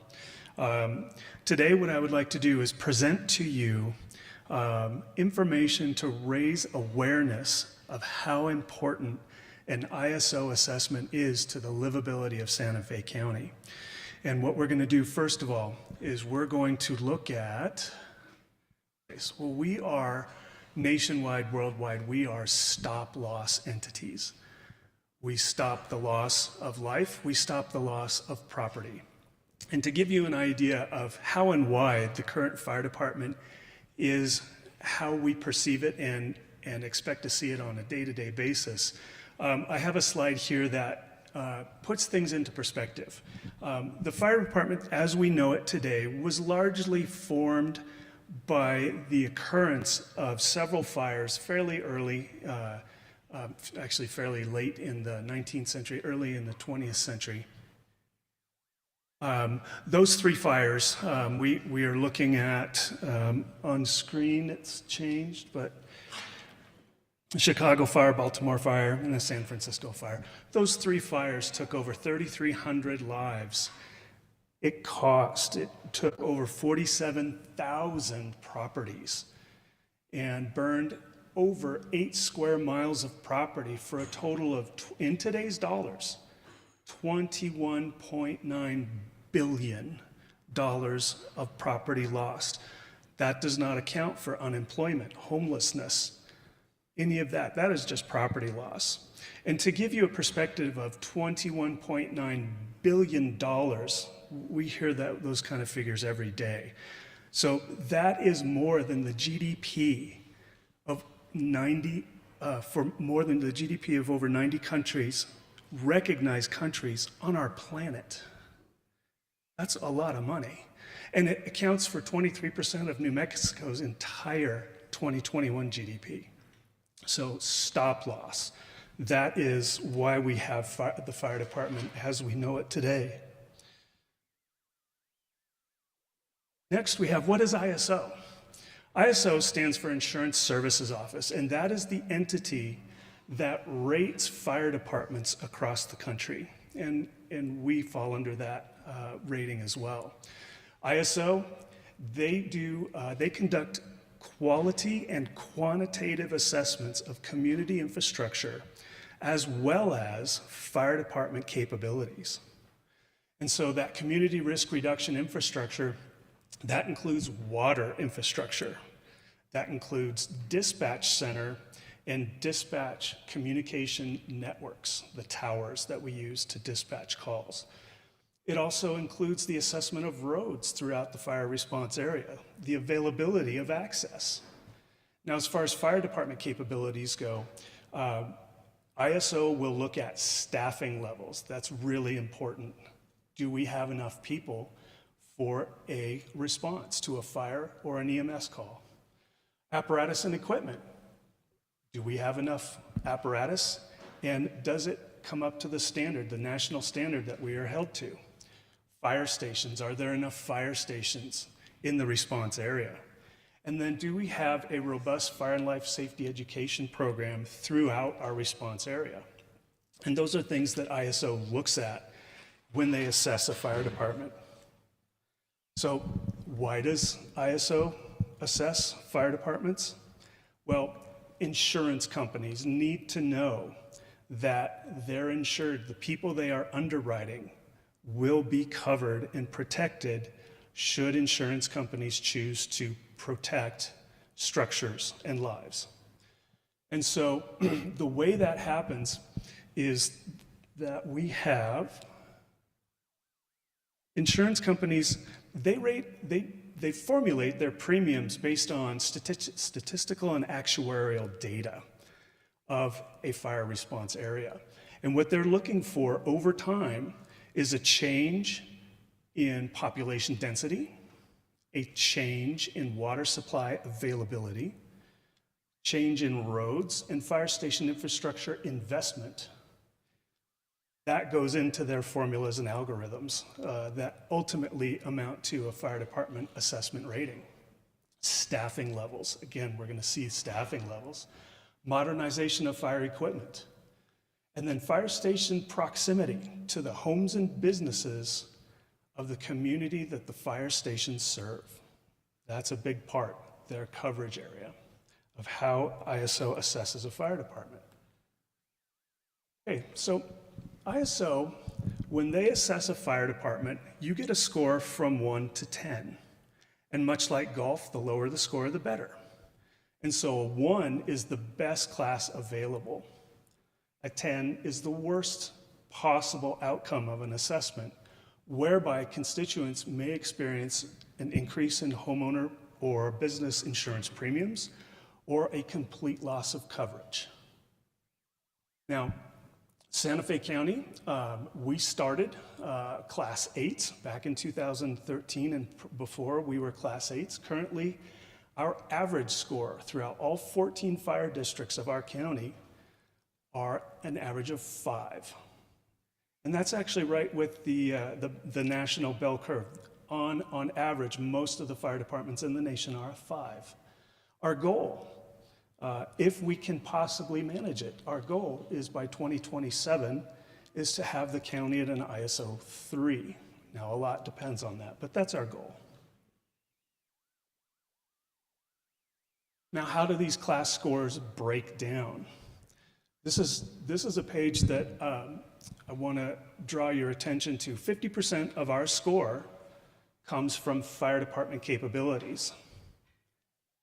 40% of our score comes from water supply in the response area. 10% comes from dispatch. There's 5.5% for community risk reduction. We'll call that extra credit for the sake of this conversation. So what I really want to point out to you is that 50% of the fire department's ISO score has nothing to do with the fire department. It is water and it is dispatch. 50% has nothing to do with the fire department. Now, how does Santa Fe or how does New Mexico stack up against national spread of ISO rankings? You can see on this slide that the bell curve is largely class 4s, 5s, and 6s, right in the middle. And New Mexico falls in line with that, with a spike in class 9s as well. And that's due to the rural makeup of our state in its entirety. And when you compare New Mexico to Santa Fe County, we fall on the front side of that bell curve. Class 3, 4s, and 5s is where Santa Fe County falls, compared to New Mexico as a state, which also has a fair amount still of class 9s. So, all in all, for the resources that we have for the 2,000-ish square miles that we cover as a fire response area, we've done pretty well. Now, what's the current state of ISO for the Santa Fe County Fire Department? Well, in 2020, we began dedicating staff to ensuring all possible points are captured per district inspection. We've also started creating a central repository for the data that is used and submitted to the Insurance Services Office for our score assessment, for anyone to look at and reference for maybe their own upcoming assessment, if it's a fire district that hasn't been assessed in a while, or for anyone else that wants to see how the score was supported by data.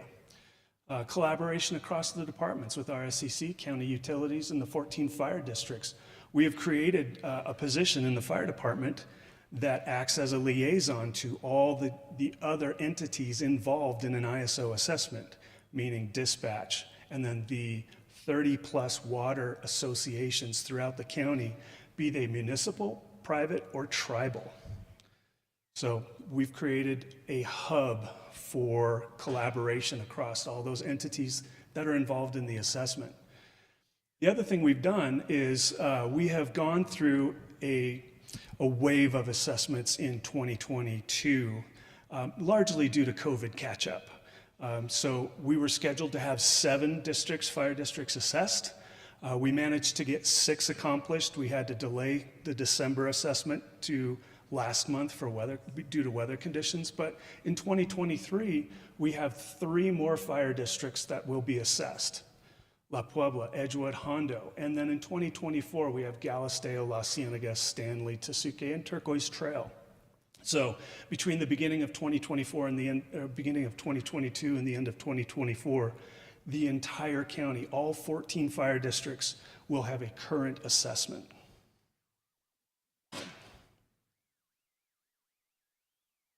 Now, the future state for Santa Fe County as it relates to the insurance rating of our fire department. Learning from the ISO audits that we've done in 2022, all 6 of them, having them in rapid succession, 1 a month. we really got to understand the ISO model as it is changing over time. So we had assessments in 2019. The assessments we had last year were very different. They were much more stringent, and the insurance industry is changing such that ISO is now looking deeper and more finely into the data that the fire departments and water districts and dispatch center have available for assessment. The idea that in having these rapid succession inspections, we're creating a county-wide playbook to move forward. And that's not just fire department. That is water systems, and that is dispatch. What can happen to get better scores in the future? Also, embracing integrated technologies to further track the fire department and report on performance. Be that stations, staffing, fleet maintenance, water, response time, or radio communications. And also having a more robust fire prevention outreach program, more tailored to the individual communities that make up our county. So that's one of the many things we're learning from this process. So what about the future? And what about the threats to our successful assessments in the future? Well, first and foremost, the insurance industry is changing rapidly, nationwide as well as locally. So we've had an increased intensity and duration of hurricane season along the eastern seaboard. We've had extended droughts throughout the desert Southwest, and we're having record-setting wildfires throughout the Southwest and the southern western coast. So that's having a large impact on what the insurance industry considers a risk in their assessment of fire departments. That's changing rapidly. So to give you an idea, we at Fire Prevention field calls from insurance brokers, agents, as well as homeowners daily. What used to happen on calls from insurance brokers and agents is they used to ask for the drive distance to the closest station. They're not asking that anymore. They're asking drive distances to the closest staffed station. That's a big change. That may sound like a little a hair-splitting issue, but it's a big change in their paradigm of our readiness. The insurance industry now factors wildland-urban interface risk factors into their assessment of response, not just structure fire-related issues, but now they're looking at wildfire-related issues. That's a big change since 2019 even. Okay, so what are future risks to our scores from the fire department's perspective? So infrastructure needs to keep a pace with growth. So in 2022, the Fire Prevention Office reviewed over 1,000 building and business permits, and that has been consistent over several years. So 4-digit building permits and business permits, that's rapid growth. And can the fire department keep up, and is the fire department part of that growth plan? That's what the insurance industry is looking for. Fire stations integrated into the growth development plan, sustainable fire and EMS apparatus and staffing levels. So again, we circle back to staffing levels. Mitigation of aging apparatus. All this in sum and total amounts to the ability of the fire department to grow with the growth of the county. And what ISO is looking at these days that we have never experienced before is that if the fire department stays as is and yet the county grows, what will happen by nature of that stagnation of infrastructure is the fire department will regress in their score. The ISO inspectors call it stagnation regression. And that is a real possibility nationwide and in Santa Fe County. Okay, response to calls. Do we have enough staff to respond to structure fire-related calls or wildland related calls?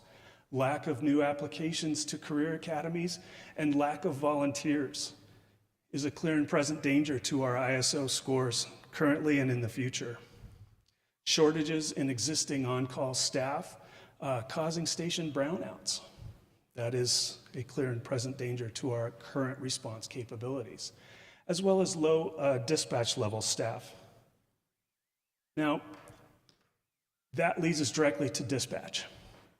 We currently have many open seats in dispatch, and the ISO, or the insurance industry, sees that as a risk to being able to respond to multiple calls throughout the county all at once, or a massive call, a singular massive call, and they look at those staffing levels. They look at the staffing levels as part of their algorithm in charging their premiums for both homeowners insurance and business insurance, or denying coverage altogether. That is a real possibility that we don't like to talk about, but it's a real possibility. Now, how timed response to fire, EMS, and law enforcement calls, that is also something that the insurance industry is looking closer and closer at. Not just fire calls, but fire, EMS, and law enforcement. They're getting deeper and deeper into dispatch records. Okay, fire protection, water supply. So water supply is 40% of the fire department's ISO rating, and we have no control over that. So the insurance industry is looking at, does the water infrastructure grow with development? They are assessing that. The further away from fire suppression infrastructure, so a fire hydrant, your home, how far is it from a fire hydrant? Your home, your business, how far is it from a station? And if development continues to expand outwards without fire infrastructure going with it, then the edge of that development, the bleeding edge of that development, may be considered uninsurable by the insurance industry. And that impacts the livability of our county. So, and also that lack of infrastructure puts the onus on homeowners or business owners to create and install their own fire suppression. And that can add tens of thousands, if not hundreds of thousands of dollars per occurrence. And that also impacts the livability and sustainability of our growth in our county and our affordability of our county. So how does all this interact? How does these systems impact each other and make dependencies upon each other? Well, if we look at the insurance industry first and foremost, it's changing rapidly. What they consider a risk to them and to us is changing. And that has largely to do with climate change, lack of government infrastructure, and that's a broad stroke statement there. We're seeing prolonged and intensified hurricane season on the eastern seaboard. That is, the demand for emergency response is outstripping emergency capabilities. But locally, we have record-setting wildfires. We now live in a post-Hermit Peak Santa Fe era, and that has insurers spooked. And thus, the water infrastructure is important, dispatch is important, and the expansion and growth of fire response infrastructure with the growth of the county becomes more important. Okay, recent and forecasted predictors of loss. The insurance industry has a different formula of what's risky versus today versus years ago, even as recent as 2019. The formula changes. Okay, so that puts pressure on ISO, on what they look at and the data they collect. And then that puts pressure on public safety, so fire department staffing levels. Again, we come back to staffing levels, we come back to water supply. That is local pressures. Response, distance, and time. That's a big impact on a county as big as ours. Technology infrastructure improvements.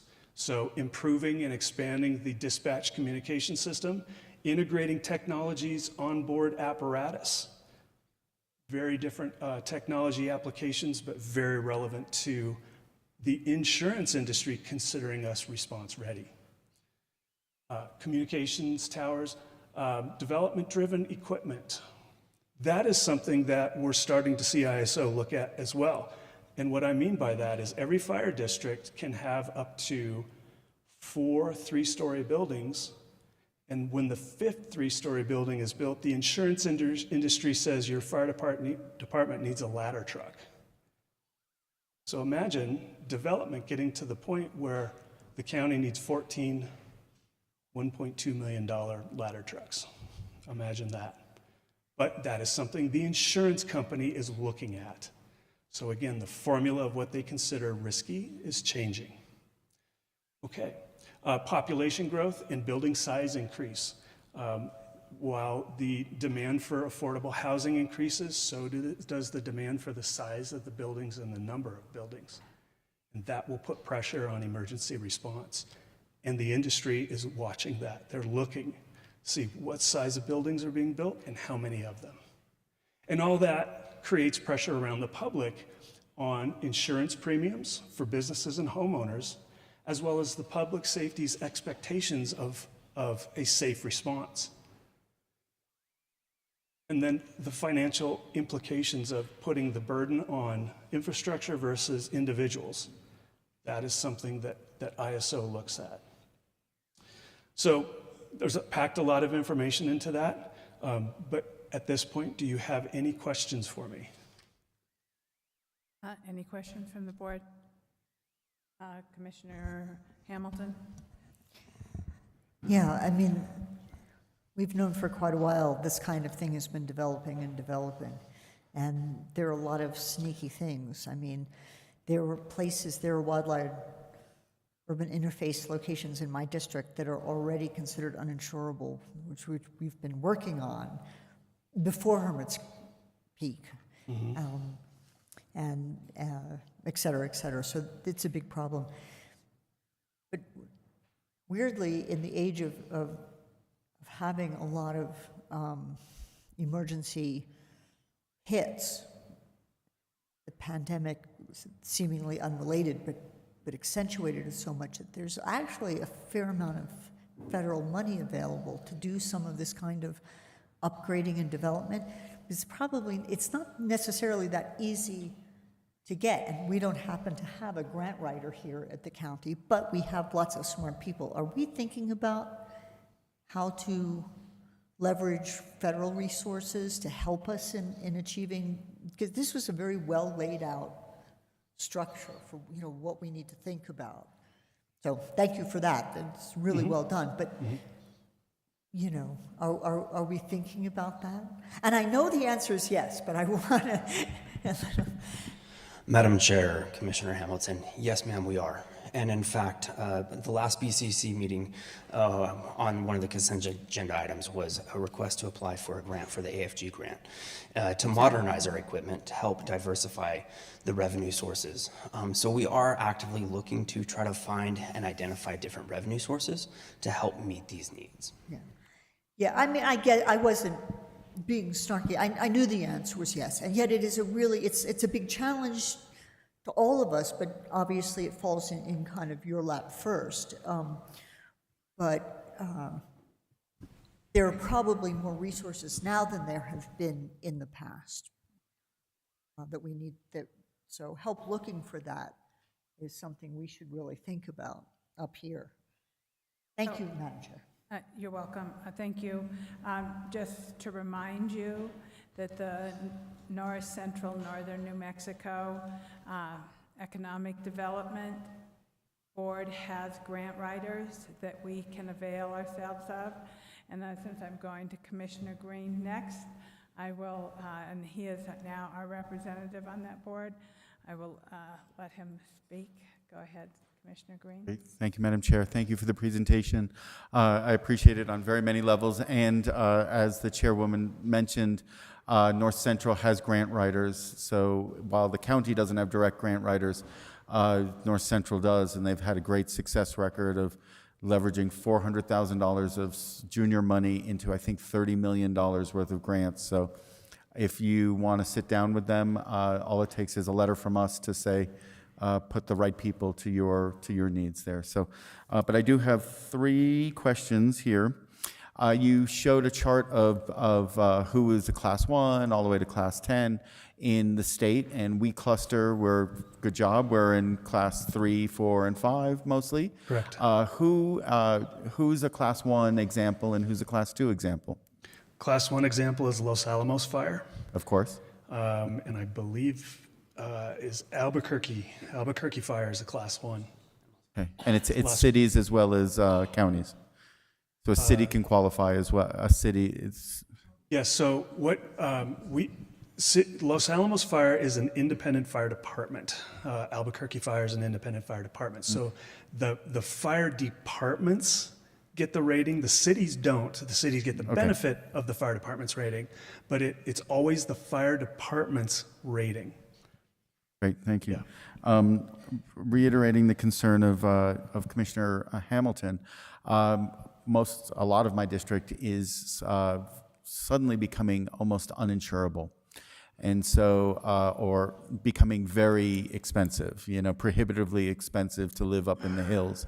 And I'm wondering if there is a plan to work with homeowners up there, to have a strategy from best practices at the fire marshal, and I know, like, don't put wood against your building and things like that, but things that can really preempt these insurance rejections, as it is, you come up for renewal and suddenly you get a letter from your insurance company that either your rates are so high or in fact they're denying accessibility. Well, what we're seeing in fire prevention is the inquiries from the insurance brokers or agents is, where's the fire hydrant?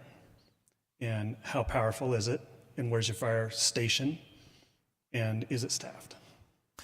And so, again, one of those first slides is that 50% of our rating, if you just dismiss the 5.5 points of extra credit for community risk reduction, 50% of our score is water and dispatch.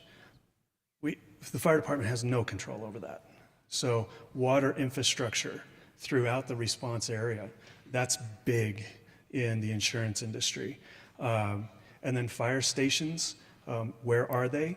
And are they staffed? Those are the questions. That's a change even from 2019. That's a change in the insurance industry's assessment of what is risk. Great. And so that is part of what we wanted to do in raising awareness today, is that 50% of our score is dependent on other community infrastructure, water and dispatch. Great. Last question, sort of related to the 40% water issue, is we just voted on an expansion of the wheeling agreement over to Cañoncito. Cañoncito is probably one of these high-risk areas. And I'm wondering, when we're looking at water system development, are we looking at potentially putting a holding tank as a part of that system that could, if you want water brought over there, yes, as part of the agreement, we have to have 1 or 2 fire hydrants, and we have to have a 10,000, 20,000, 50,000, whatever the gallonage tank that would allow enough support for your system in those extreme areas where going 20 minutes with a tanker truck. Community asset. And so, but the way we respond as a fire department is largely formulated by what we know to be available throughout the county. And so whether that is a water tender shuttle program or whether we hook up to a very high-powered hydrant, that is something that each fire district has to map out and know. But as the county grows in population base and density, the water infrastructure needs to be front and center of all the high-level conversations, even beyond the fire department. Water needs to be part of that. Dispatch capabilities need to be part of that. And then, of course, growing the fire department, fire response infrastructure with the growth and growth in footprint and density of the county's population, that also needs to be part of that high-level conversation, which the command staff, I'm sure, has on a daily basis. Thank you.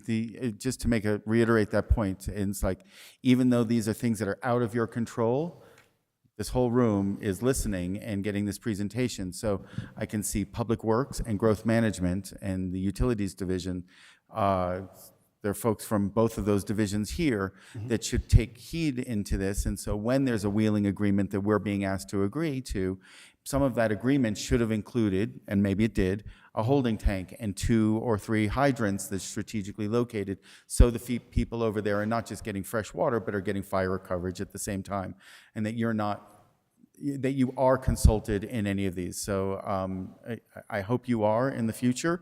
I hope Public Works reaches out to you every time there's a line extension and says, where would you like a hydrant? Or would a holding tank help you in these cases? And so on. So thank you. And that was my hope with this presentation, is simply raise awareness, especially that half of our assessment is other infrastructure, other community infrastructure. Thank you. Yeah, Madam Chair. Yeah. To that point, first of all, there were hydrants, and all water systems have tanks, and the tanks are sized to accommodate, average daily use and fire suppression. And so so Public Works is already aware of that, but that's also part of the responsibility of the individual mutual domestic. And before I was a commissioner, I spent 14 years running the water system and personally wrote numerous grants to the Water Trust Board and helped, like Glorieta and Canoncito and several other water systems, put in fire hydrants for exactly that reason. So it's like a related but a separate effort. And once again, you have to have somebody like, there are people currently in some mutual domestics, like Cañada de los Alamos in my district is a very active, they've turned into doing exactly that, but there's definitely help needed because, I stopped writing Water Trust Board grants when I became a commissioner for obvious reasons, right? But so there is tremendous need when you're talking about the rural areas, getting them interconnected and getting that kind of infrastructure. It comes down to having somebody capable of doing it in each place and getting the support to do it. So, it's a really good point. Right? It's a challenge, but... Madam Chair, Commissioner Hamilton, that's true, because as existing mutual domestics, they have their infrastructure in place. And so what the insurance industry does is they look at the total gallons available in their tanks, and then they subtract the daily domestic usage. And then whatever is left, they consider available for fire suppression. And as more and more people tie into those mutual domestic systems, the net result left for fire suppression shrinks over time. And the possibility, and it's just a possibility, is that at a certain point in a mutual domestic's life, they have so many people on their system, if they don't invest in their storage infrastructure, then by the insurance industry's calculations, they have nothing left for fire suppression. And that is why water and dispatch, as well as fire department capabilities, all three of those, it's an assessment and a finding of quality and capability that rests on those three legs: dispatch, water, and fire department. Any other questions? Mr. Fulmer, Madam Chair, thank you. I'm sorry, I was asking her if you were Chief Fulmer or Mr. Fulmer, so respectfully. I do have a question that I don't know the answer about whether or not the insurance companies take into consideration any community preparedness activities, any kind of preparatory, like preparation for events, ready, set, go exercises, any type of that community outreach, if an entity were to demonstrate additional communication with the community to help them prepare and be active in the event of something. Do they take any of that into consideration? The answer is yes, but to the extent that impacts the scores, it falls under that 5.5 points of extra credit out of 105.5. So there's also in the calculations and the minutia of the ISO assessments that I won't get into, there's weighted points versus unweighted points. And those activities are unweighted. Thank you. And so, yeah. Thank you very much. We appreciate the update. And before we move on, we're going to take a 5-minute break just because we've been sitting up here for the last 2.5 hours, maybe 3. And we'll be back in 5 minutes. And then we will go on to item 7B, presentation and implementation of the short-term rental regulations.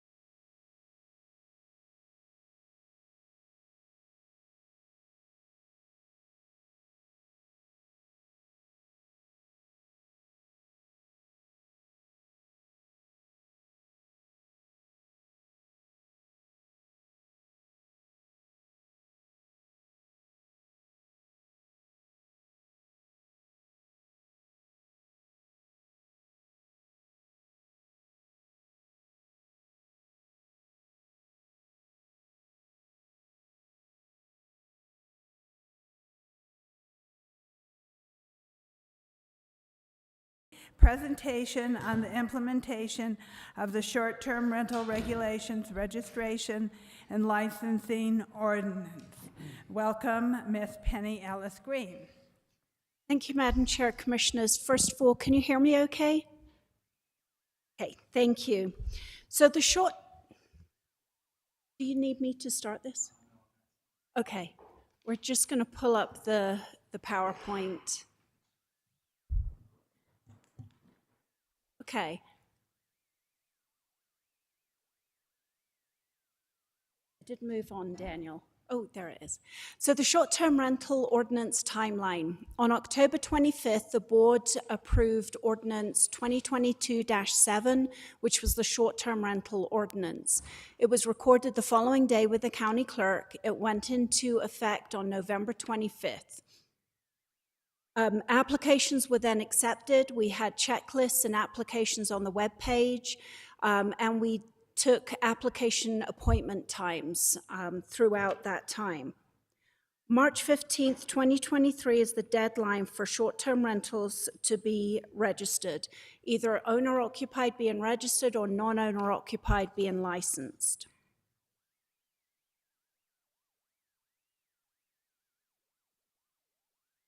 Wait, which way do I? Oh, I had it the wrong way around, didn't I? Sorry. Short-term rentals and applications by the numbers. So we have approximately 550 short-term rentals at the moment in the unincorporated area of the county. That information came from Granicus, who's our contractor. We've had approximately 120 applications initiated through in-person appointments, and we have accepted approximately 75 applications have been accepted and tentatively approved. Staff have identified approximately 500 in-person application appointments times in addition to this between now and March 15th. The goal of this is for compliant applicants to leave with a temporary short-term rental business registration or a temporary short-term rental business license at the end of their appointment. Applicants with issues that cannot be resolved at the appointment, such as potentially unpermitted development, will have a roadmap for resolving their issues. The next few slides are regarding or comparing the application requirements to the ordinances. So first of all, a deed is required. The short-term rental ordinance in section 3.5 defines owner as the person who is the title owner of the property. A plat is required. The short-term rental ordinance section 4.2 states that short-term rentals are only approved on property that is a legal lot of record. The current property taxes are required by section 7.2 of the ordinance that states any short-term rental should be responsible to pay all applicable taxes. Permitted or non-conforming dwelling units. The short-term rental ordinance under section 4.2 provides that short-term rentals are only allowed within dwellings legally recognized under the SLDC, and section 1464 of the Land Development Code states the burden of establishing a non-conforming status of use should be upon the owner of the property. And that would be for a unit or a dwelling unit that was established prior to 1981. The CRS number, again, the short-term rental ordinance, section 7.2 states a short-term rental shall be responsible to pay all applicable taxes, and the Lodges Tax Occupancy Ordinance, section 3E, requires monthly reports to include the vendor's monthly CRS gross receipt tax form. Rural address verification, the short-term ordinance, section 7.8.1 states each short-term rental shall clearly display the assigned rural address. This is actually established through Ordinance 1990-05 and amended by 1996-14, which establishes the county-wide addressing requirements. A site plan is required. It can be hand-drawn on an aerial photograph, on your survey plat. It's used to confirm the dwelling units and identify on-site parking and solid waste storage as required by the Ordinance 7.4.2, stating guests may not bring more cars than the short-term rental to the short-term rental than the number of on-site parking spaces, and Section 771, all short-term rentals shall store all solid waste within a structure or enclosed container. A floor plan is required. Again, that can be drawn by hand. It's used to identify the number of bedrooms and square footage used for the dwelling, and also that the structure is a dwelling. So again, Section 4.2 of the ordinance provides that the short-term rentals are only allowed within dwelling units, and Section 7.3.1 states the occupancy limit is 2 per approved bedroom. The Fire Code Compliance Certificate form, Section 7.61 states to assist owners and compliance with streamline the processing of applications, the fire marshal shall establish a submittal with the short-term rental license application, a fire code compliance certification. This is a self-certification that people read and sign and initial that they do meet that compliance standard. Proof that the short-term rental is a primary residence of the owner.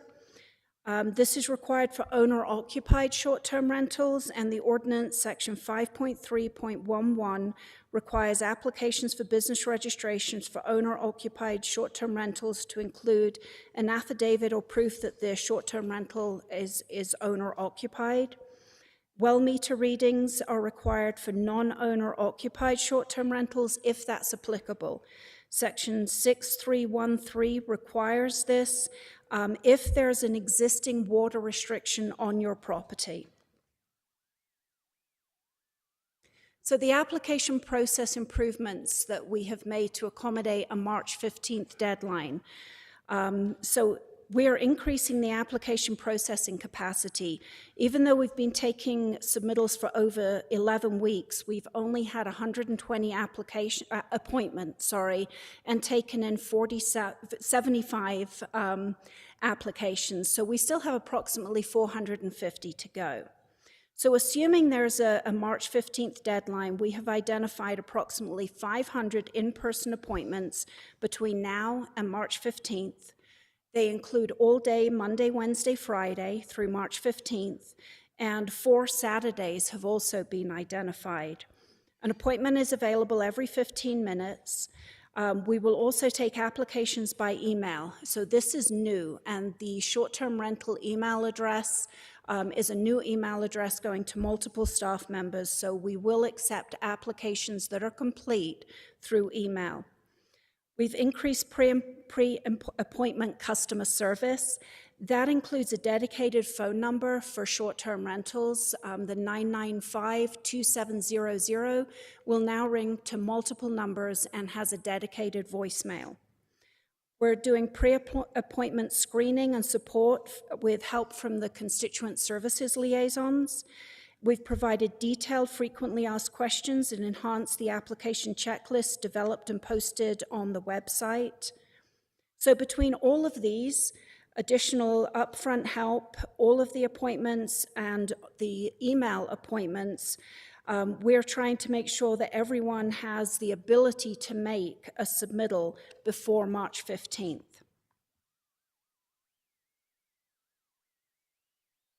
So in-person appointments still remain the preferred method of application. Staff is able to work with applicants to remedy the small errors in an application or anything missing during that appointment.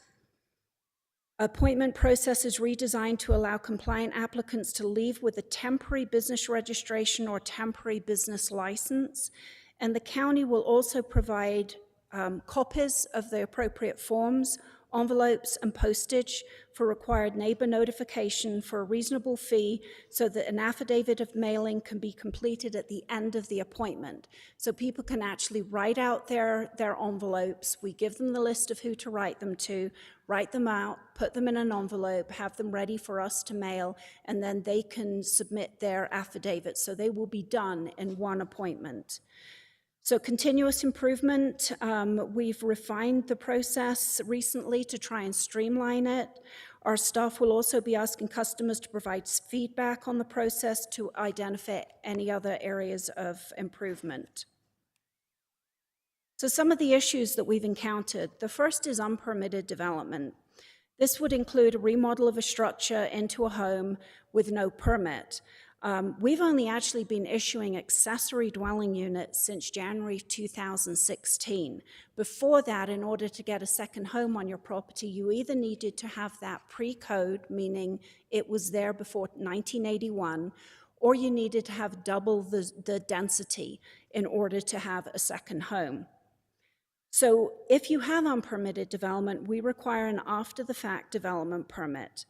But you may not comply with SLDC standards, so changes may be required to that structure or variances may be required. Many of those, like a variance, is not going to be remedied by March 15th due to the hearings that are required. If you have unpermitted development, there is a potential health and safety issue. That means construction industries has not looked and not done inspections on your property.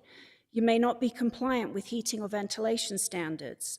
There are other code requirements like energy efficiency, water harvesting, setbacks that you may not be compliant with. Enforcement needs to be consistent. Unpermitted dwelling units and illegal density are not uncommon to us. We deal with that every single week, and we will review every permit that comes in and every plat that comes in to ensure that structures have been permitted, especially dwelling units.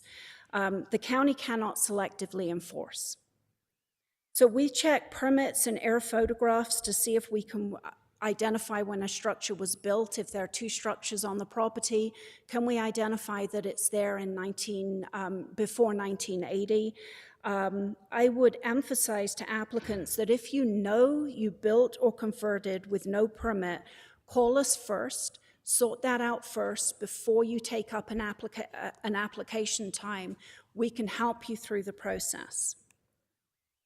So we'd continue on with some of the other issues, a lack of valid rural address.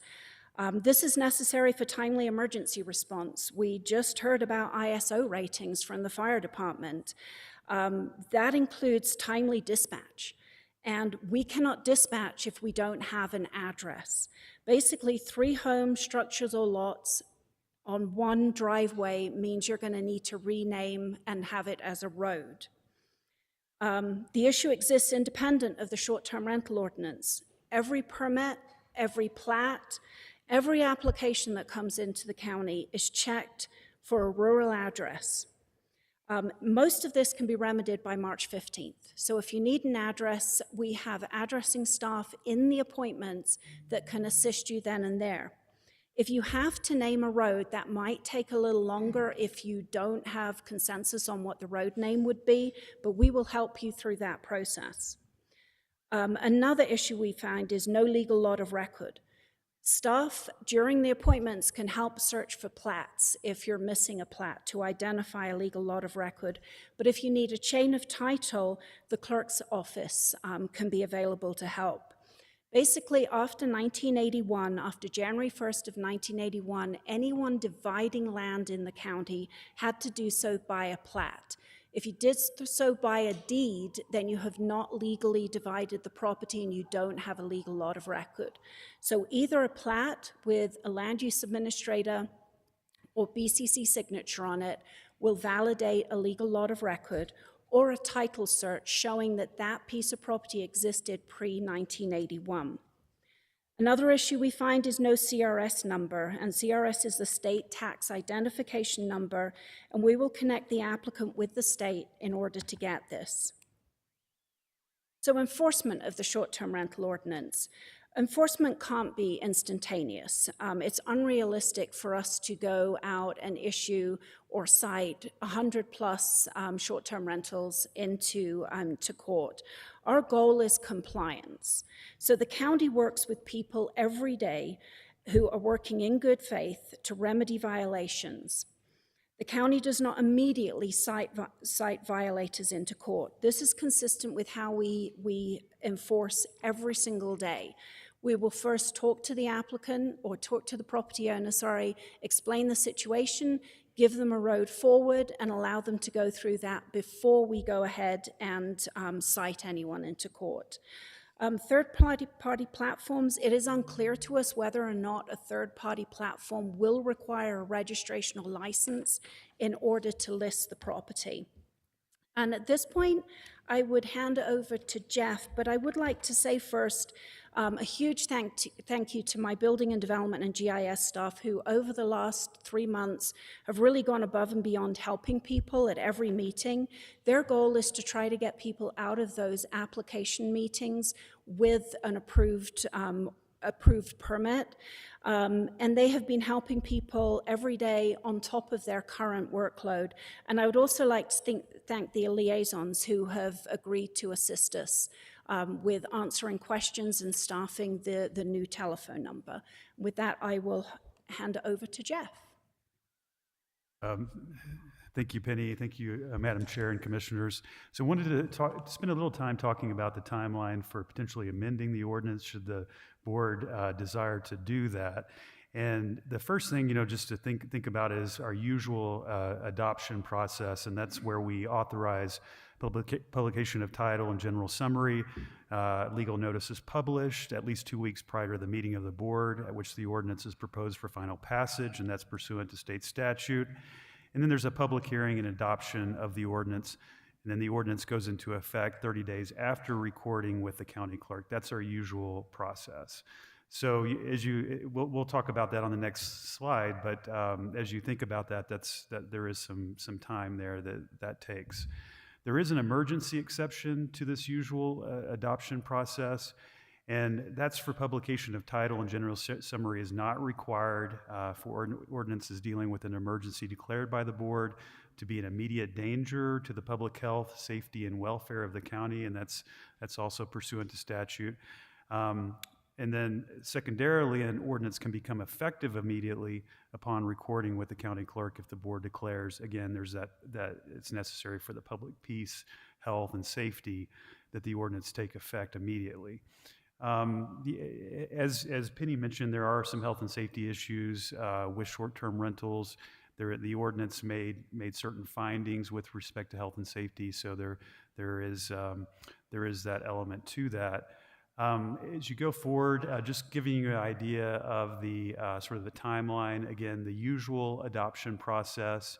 There is a regular meeting scheduled for February 28th that you could authorize to publish title and summary. Then we would publish title and summary. We would send that off for publishing title and summary on February 28th. It might not be actually published on that date. It's unlikely it would be. And then there would be a hearing scheduled or a meeting scheduled at the regular, or the regular meeting would hear this particular matter on March 14th. But again, the ordinance wouldn't take effect until 30 days after it's recorded with the county clerk on that date. So the timeline is actually more like April for that effective date if you were to extend the ordinance deadline for registration and licensing.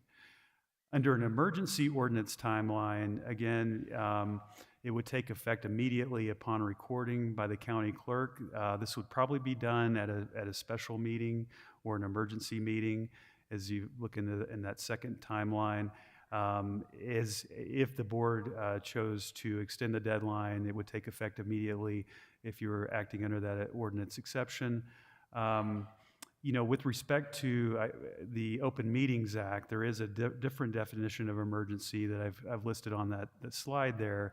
Again, similar to an ordinance exception, emergency ordinance exception, where there is likely a result in injury or damage to persons or property or substantial financial loss to the public body, to the county.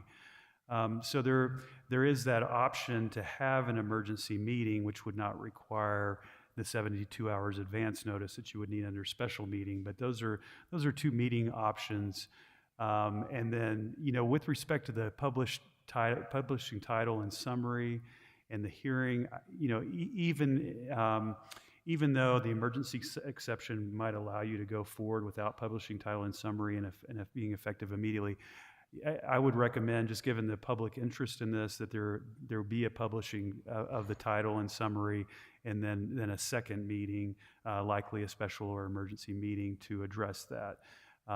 So while not required, I would suggest that under those circumstances that the public be given notice of that and an additional hearing on that. So let's see if we can move on to the next slide. As Penny mentioned, there are appointments that she was laying out, which is really an expedited appointment schedule. There's a lot of resources being thrown at that in order to meet the March 15th deadline. So if the ordinance is extended, the deadline's extended, those appointments would likely be reevaluated, rescheduled to further extend that out. There is also the moratorium, as you may recall, the moratorium that pertains to non-owner occupied short-term rentals. The extension of the registration and license deadline may necessitate pushing that back so that you have more time to evaluate, collect, analyze data with that extension. It's set to expire in November of 2023. I think the deadline is somewhere around November 25th, if I'm not mistaken. So that could be pushed back accordingly as well if the board desired to do that. So that was it on the timeline. I did want to briefly mention the lodgers occupancy tax ordinance. We've heard from constituents about this lodgers tax collection issue. Just to say it, that the reporting and payment obligation is currently imposed upon vendors such as SDR owners or hosts. Again, that's reporting and payment to the county for those taxes. And then vendors are subject to audit as well. We, of course, know that Airbnb and Vrbo, for example, other short-term rental platforms, they do collect occupancy tax on their host in certain areas. And we've heard some testimony from constituents saying that Airbnb is collecting lodgers tax in some areas there. So, we have been in discussions with some of these platforms over the past several months, and at least one major platform has stated that they're not entering into these voluntary collection agreements any longer. They really prefer an ordinance to be in place, and so, there's a good argument for that, in that that if you have an ordinance, it applies equally to all platforms. And you're not trying to enter into an agreement with the 100 or so platforms that are out there on the internet. So that does argue in favor of the ordinance. So what we have, staff and the county attorney's office has been working on a potential lodgers occupancy tax ordinance. And the plan is to present that and publish a title and summary at the next BCC meeting on February 28th. So that will be something for you to consider as well. But just wanted you to let you know that we have been looking at that issue and looking at ways to solve that, both for the county as well as the public and these platforms, finding a good solution there. And we also want to update you on another aspect of the short-term rental issues, and one of these, it was raised at, I think, the last meeting by Commissioner Bustamante, and that is Granicus and host compliance, and Leandro Cordova is here. Do you have a question, Madam Chair? It's our agreement with Granicus. It's a vendor. They're also operating as host compliance. You may recognize that name. So, Madam Chair, Commissioners, as Jeff mentioned, we had an agreement with Granicus LLC, who's also known as Host Compliance. The county procured a suite of solutions on a subscription basis back in 2020. And I think the purpose of getting into that agreement was to help us with this STR ordinance and having some data. Not all of the solutions that were purchased at the time have been fully utilized. Primarily, the mobile permitting and registration solutions were ultimately determined to not be suitable for county purposes for a variety of reasons, but mainly it was unable to verify key requirements within the STR ordinance, and it was also not able to integrate with our existing permit processing system. So staff is working with the vendor to implement one other solution that has not been yet used, which is in our 24/7 hotline, and that will be coming online really soon. We've been working with the vendor, again, really closely the last week or so. We've been also working with the customer support folks to talk about how to remove some of these modules that we're not utilizing, and it looks like we may be getting a credit for this year, at least on the mobile permitting, and we'll evaluate as we go forward what else we may not need or what we are using and we want to continue to use. Some of the potential lessons learned, root causes of what happened as we look back. Timing was really, it just kind of stunk. It was we were getting into this agreement right as we were trying to push forward the STR ordinance back in 2020, and then COVID hit.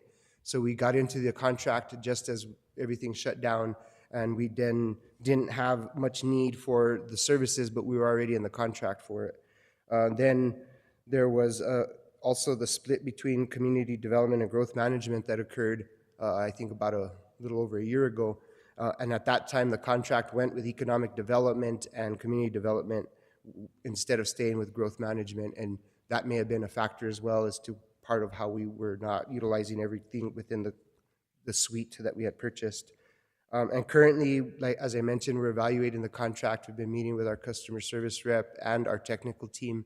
And it does look like we'll be getting some, in this current year, credit for some of the services not being utilized. And then as the contract expires in June 30th, we have a decision to make whether we want to continue on. We can continue on and reassess whether we need everything and remove some of the potential suite. There is one component that's a primary necessary, that's the address information, and that's the biggest part of it. That is required. The rest of the suite software solutions are kind of an a la carte kind of thing. So we are utilizing about 3 of the modules, and we'll probably continue to utilize those. So we'll look at those as we get to the end of the agreement. And if we don't need the services, if we come to an agreement internally, we may do another RFP and see what other options are out there for us as a county. And I think we're on the last page here of our presentation. This is just basically our, well, they're hyperlinks, which do you no good in a presentation form, but these are also available on our website, and it just updated FAQs and the 2 submittal checklists so that people can review and get as familiar with the process as possible so they could then call ahead and get as much support prior to setting up the appointments that we've set up so that we can have a smooth, seamless process for them once they get into an appointment. And I think we stand for any questions collectively if there are any at this time.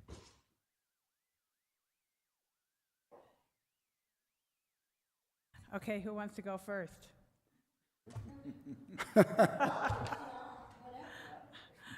Okay, Commissioner Hamilton.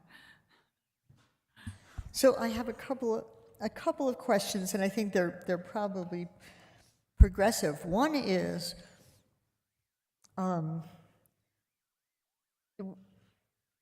you laid out the timelines and all the problems, which are all, you've given us lots of information on that. What is the split in terms of the problems between owner-occupied and non-owner-occupied? And part of the reason I'm asking is, a very rough presumption that the wanting to assist the owner-occupied in getting them obviously, they all need to get in by the 15th, but are we having more problems in one area or the other? And my next question kind of follows from that. Madam Chair, Commissioner Hamilton, I wouldn't say more in owner-occupied than non-owner-occupied. We are seeing more non-owner-occupied, which is something that we would expect because More problems or more applications? More applications in non-owner-occupied. You can only get one owner-occupied because you can only have one primary residence. When it comes to addressing, we're seeing about 3 out of 5 needing a new address. And a lot of those can be taken care of, but when they need a road name, it is a slightly longer process. But again, that's an emergency services, a 911 issue. I'm trying to figure out, we have an option for extending the deadline. And you guys have also, the solutions, the things you've put up in place to improve the process and are wonderful. I really commend you all for really trying to be responsive on this.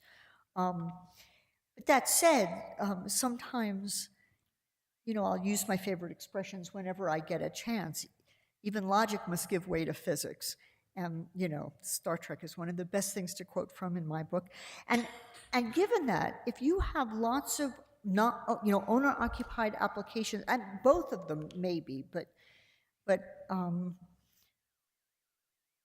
you have 450 applications and 500 appointments, like the statistical chance of that working out, it's like you have the capacity, but what are the possibilities that people are going to just have times they can't make it or whatnot?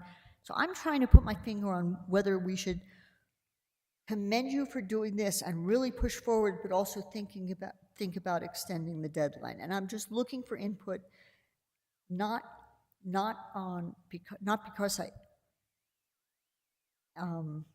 because you guys haven't done a great job really trying to step up to the plate, but just, accommodating, trying to accommodate probabilities of, things falling outside the box, So, Madam Chair, Commissioner Hamilton, I think we knew from the start that not every single person would apply. Some people only rent out a portion of the year and may not even want to come in until they're close to renting that out. What we have found is that we've been taking these in for 11 and a half weeks, and we've only had 120 applications. So it's a real cram for staff to get this done by March 15th. If you push the deadline back, does that mean everyone will take longer to come in and we're still going to have that crunch at the end? I don't know. That is a possibility. Between taking things in by email, all the additional help that we're getting for people, the frequently asked questions, the fillable forms, the checklists that clearly explain what you need to do, we have the capacity of pulling those in. So, I mean, we wouldn't be able to put that effort into it over a longer period of time because we still have all of our other applications coming in. So the numerous meetings that we've got, appointments that we've got, the Saturdays that we're opening up, really can only be accommodated up to March 15th. If we were to have the deadline extended, we would go back and we would look at where we can continue to provide that many appointments, but over a longer period of time, not involving as much of staff overtime as this would, and still allowing staff to process their other applications. Okay. So maybe my question, the related question is about outreach. How do people know about all of this expansion of service to try to accommodate their applications to get them in? Because you're already staff crunched, so I'm guessing outreach is like just one more thing to do, but it might be really important to try to get everybody in. Madam Chair, Commissioner Hamilton, yes, we have our planning department working with Granicus to send all of this new information out to everyone that's listed as a short-term renter. If you remember, we've already done 2 mailings. We have a lot of people calling in saying, hey, we got the mailing. We need to schedule an appointment. So we know that people are receiving that mailing. We're also working with the county manager's office to get press release out and get information out. We can also work with all of the liaisons, since a lot of commissioners have emailing lists to get that information out. It's also on the front page of our website. There's an orange banner at the front. You just click on the front page, click on short-term rental, you get to all of the licensing Oh, yeah, but that's pages. not out, I mean, I thought beyond the banner, yeah, so you are answering the question.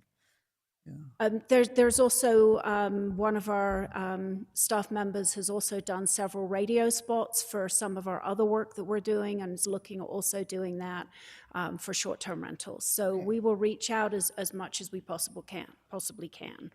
Okay, I'm going to leave it at that because unless there's discussion to extend the deadline, I don't need to ask questions about extending the moratorium, which I'm not sure, we're not already collecting data, so I'm not sure.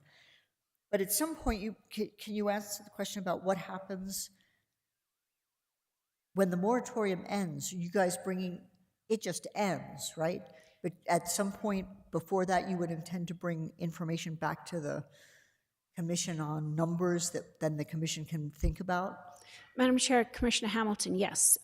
When the board approved the ordinance and put the moratorium in, what you requested staff to do was that after the March 15th deadline, when we've got all of that data, so where these are located, whether they're owner-occupied, non-owner occupied, how many people have multiple listings, all the stats, yeah. Some of the mapping, all of that, to bring it back to you to make a determination whether or not you want to make amendments to the ordinance to, for example, we had discussions about limiting the total number that people could have, limiting the separation between short-term rentals and limiting the total number of short-term rentals. In order to do that, we do need a deadline so we can get as many people in as possible.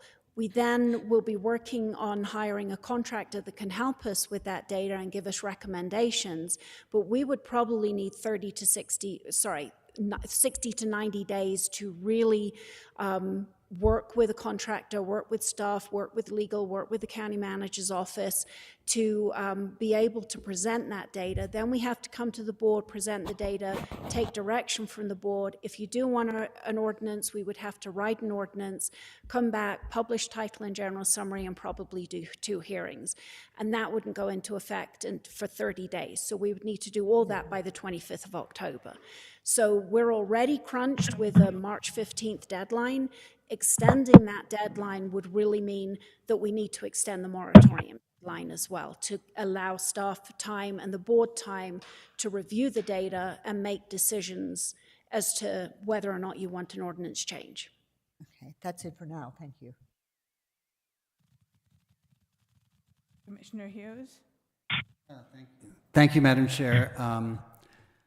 I did have Olivia call Airbnb to see if the registration was required in order for people to list on their platform, and it is. Airbnb will not, at least that's what they told Olivia, and this is what we heard from a constituent, that Airbnb will not list people's rental unless they have the number from the county. And so I'm a little concerned about being able to meet the deadline, because I know, I mean, for some people, this is a significant source of their income, and it was never our intention to take away anybody's source of income. It's our intention to get them through the process and registered. So, I mean, I think I'm leaning a little bit toward maybe at least a short extension to make sure we get into that, but They take the listing now and we don't have with no numbers. well, yes, but it's not against county law right now. Oh, okay. Yeah, on March 16th, it will be against the law in the county to run a non-registered short-term rental.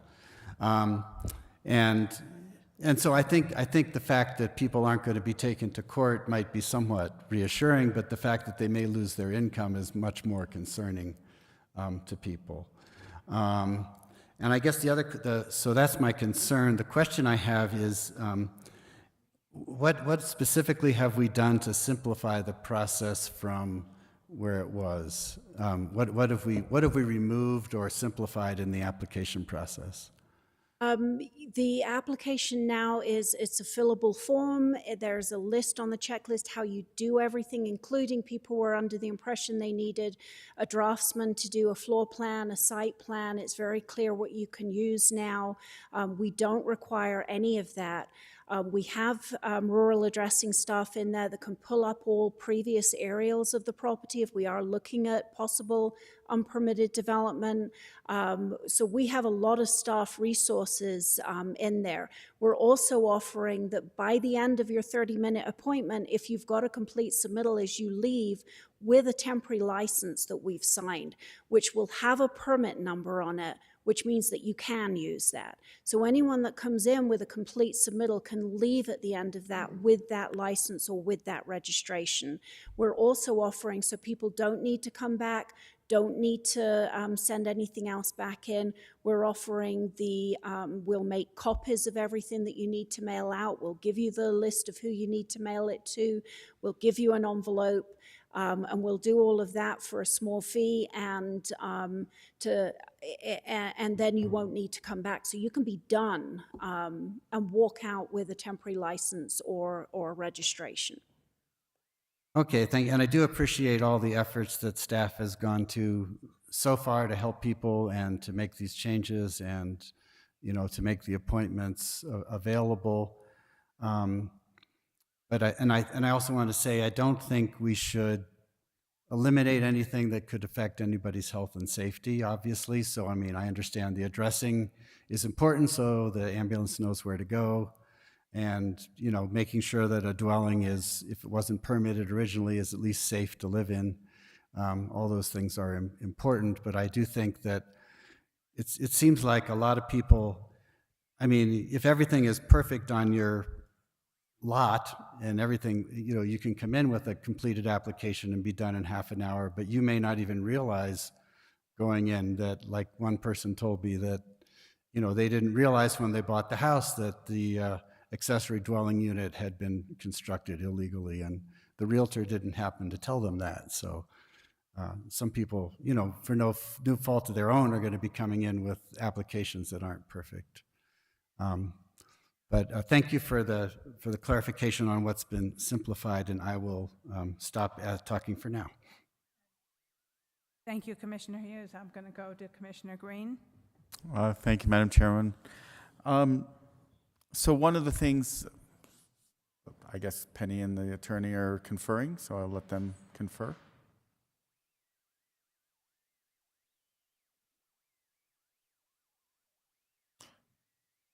So, County Attorney Young, so as you mentioned that the platforms only work behind ordinances that pertains to the lodger's tax, but more than lodger's tax is gross receipts tax.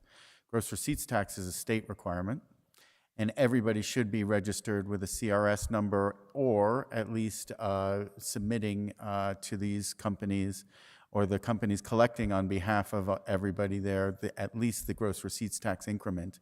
That also should allow us to go backwards in time and assess who's renting, who's compliant, and who is at least compliant up to the tax burden of this. And so while I understand them not voluntarily doing it for lodger's tax, they involuntarily have to do it for gross receipts tax. So I'd love to push them on that, because that should give us a good record who is playing by the books, by the rules, by the state rules, if not by the county rules, because the county rules are new.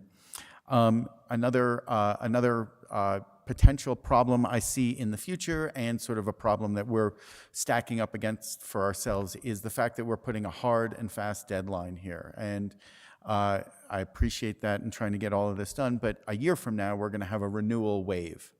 And so I know in the city's case that the city created a rolling deadline for people to sort of sign up for. And so I may recommend that even if we go whatever this process is this first time, because we have a hard and fast deadline, that we offer people anywhere from a 12 to 18 or 20-month period for their first license, so that we get them on a staggered period. So you're not overwhelmed a year from now with 1,000 renewals all in one week. And so that same thing can happen again, right now that we have 500 appointments, and it won't be as onerous in the future, but nonetheless. I'm concerned about staffing, right? This is wonderful that we've volunteered our constituent services people to help, and it's wonderful that people have offered their Saturdays. That's not really the way we should be operating at this point. And so, two of my fellow commissioners have talked about extending the deadline. I think that is both the best on everybody involved. It may mean an extra meeting, which isn't always the most perfect thing, but that's more on us than it is of just us getting through this. And many of the constituents who are trying to abide by the rules feel unduly pressured, and I'm sympathetic to that. So if we want to extend this, I may recommend that as both something to alleviate our overtime burden, the burnout on our staff. I can take one more meeting, but our staff shouldn't have to do Saturdays for 3 months to get this done. And lastly, one of my biggest concerns of this ordinance is that this is like almost an administrative check as opposed to a real life safety check. At the end of the day, every time I've seen a short-term rental permit be processed, it is almost a rubber stamp in the office, and they make an appointment with the fire inspector. That's it. Fire inspector comes to your home, checks a bunch of smoke detectors, makes sure that the fireplaces are working, make sure that there's those compliant things to make sure that life safety is of the utmost importance. Everything else almost doesn't matter. And so I would recommend, thank you, but keep it down. That's the first applause I've gotten in a commission meeting, so it sort of went to my head for a second, so thank you. That should be our priority, right? And so if there is a process to move forward that says that we can put fire inspectors and to make sure that life safety is dealt with and that everything else is dealt with on a rolling basis for the next 12 months, that to me is a way to roll this out in a very professional and organized fashion, so that we make sure that this summer season everything is fire inspected and that anything is remedied within 30 days for a renewal of a fire inspection. And then after that, whether it's an accessory dwelling unit, you sign an affidavit saying this is not giving me permission for the accessory dwelling unit except for the next 6 months or whatever we can do. But that we have to have some sort of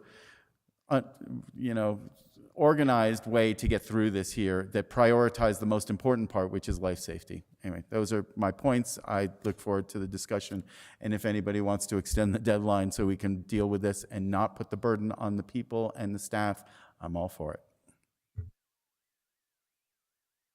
Commissioner Bustamante. Madam Chair, and thank you, Commissioner Green. I couldn't agree more.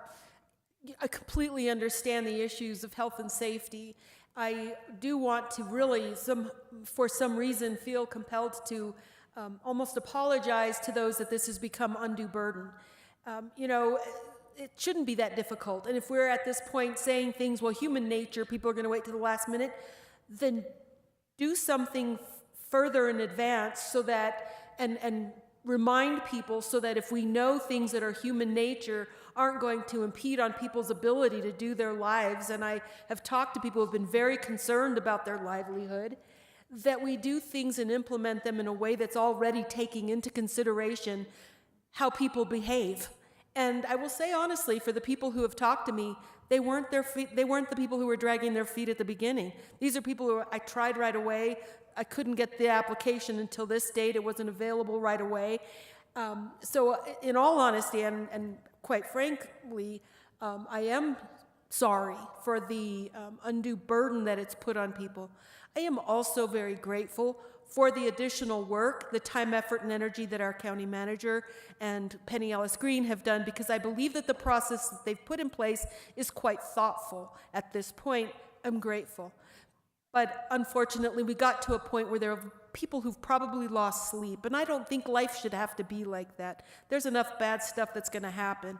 So I think that we're coming to some type of resolution. I am naive enough as a new person on this commission to ask why this was something that was a presentation when we know that the timeline would be affected and an action couldn't be taken to make the recommendation to vote on any type of extension, because that will require that we would take action at another meeting, which only extends that timeline even further.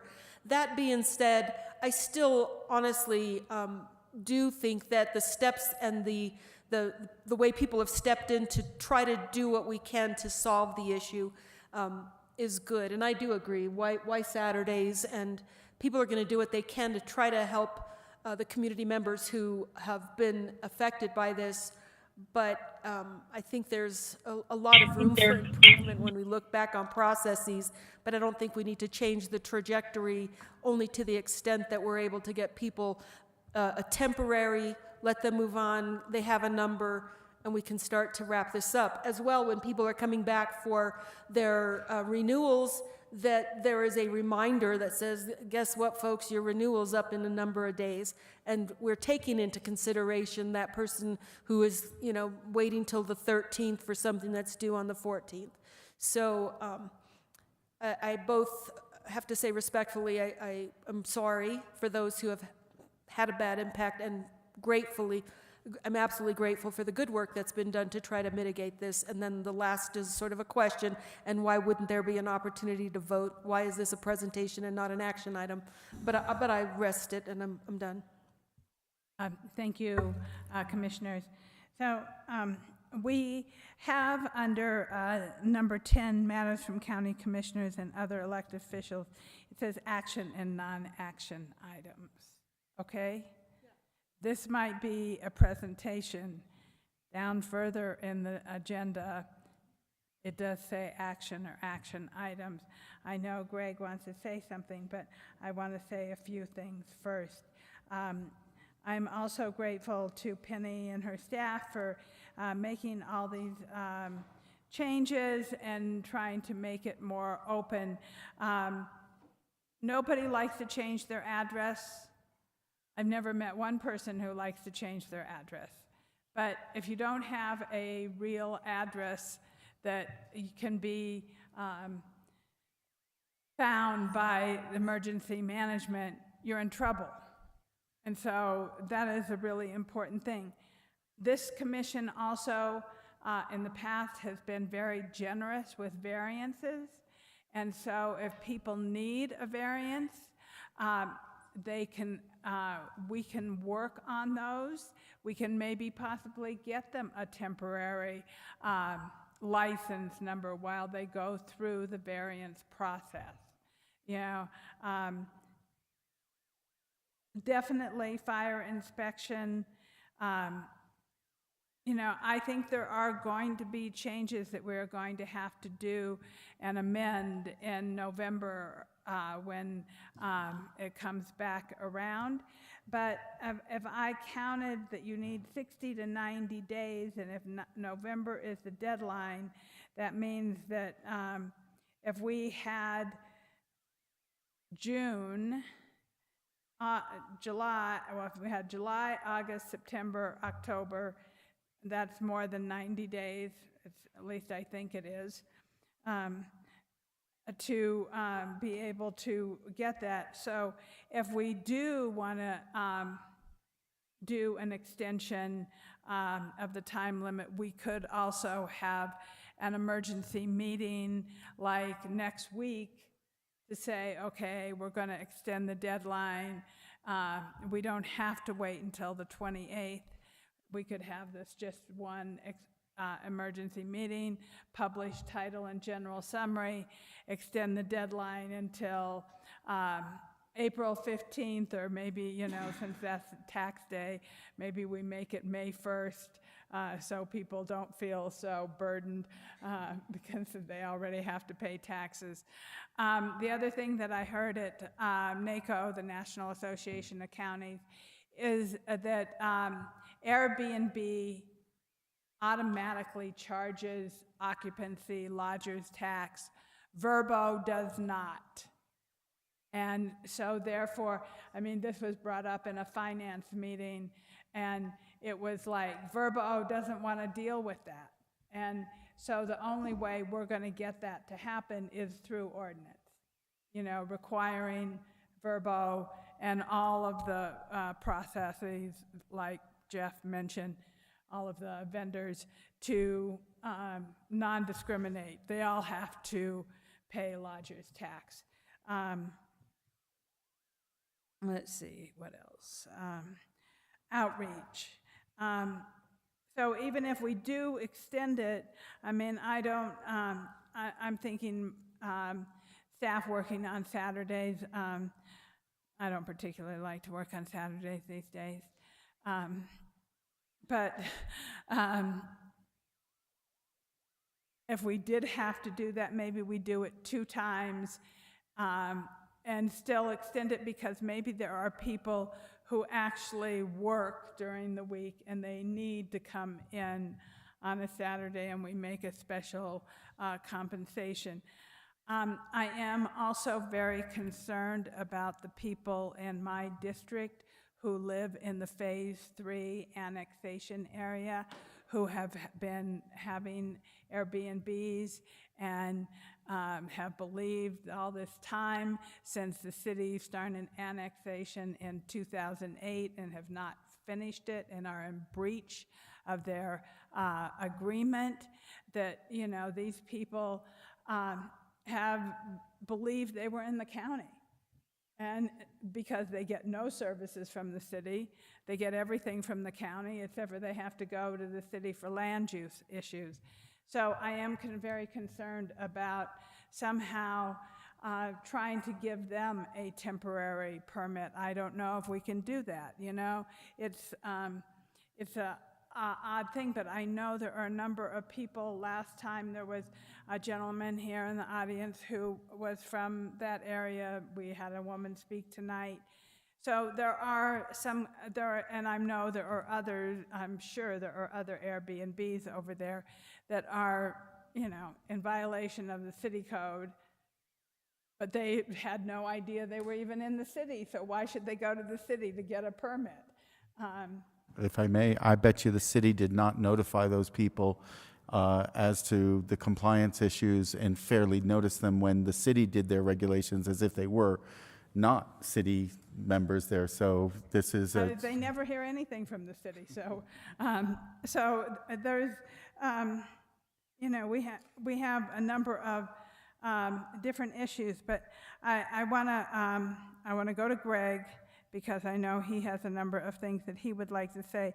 But we do have the possibility of making some kind of action under matters from county commission and other elected officials.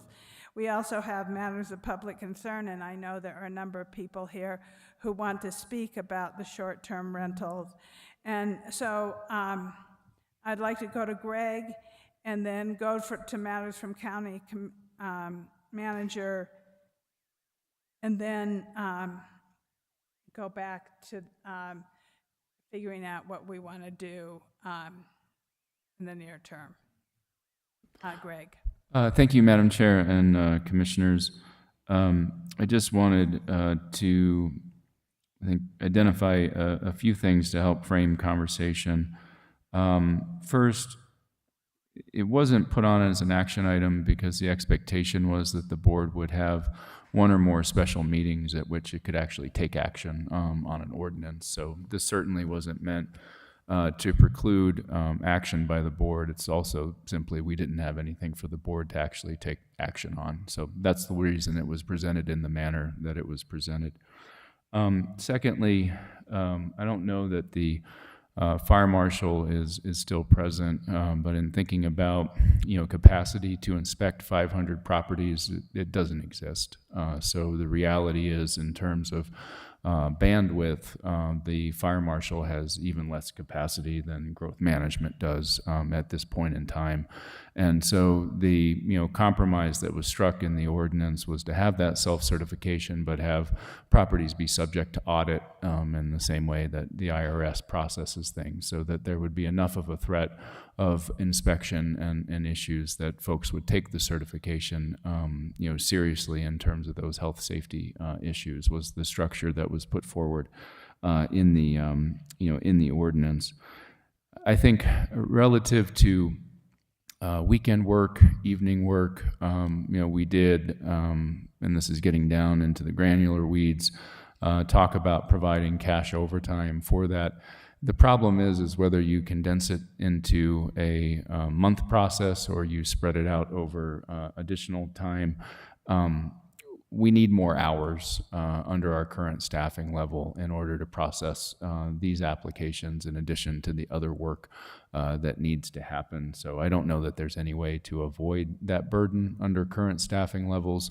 And even if we were fully staffed, to process this number of additional applications over and above what we would normally process, I think that's to some extent an unavoidable burden.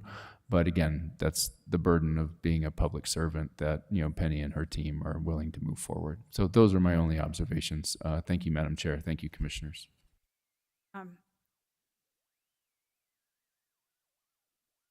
So this is a presentation. I'm going to close that. I'm going to let us move forward and go to the public, matters of public concern, and then we'll go to the county manager, and then we'll go from matters from county commissioners, and I think we can have another discussion at that point. I am on item number 8, matters of public concern. I would like to know how many people would like to speak. Okay. Daniel, do I have people online who would like to speak? Okay. Madam Chair, I do not see anybody indicating that they'd like to speak online. However, we do have one person that pre-registered to speak. I do not see them online, though. Okay.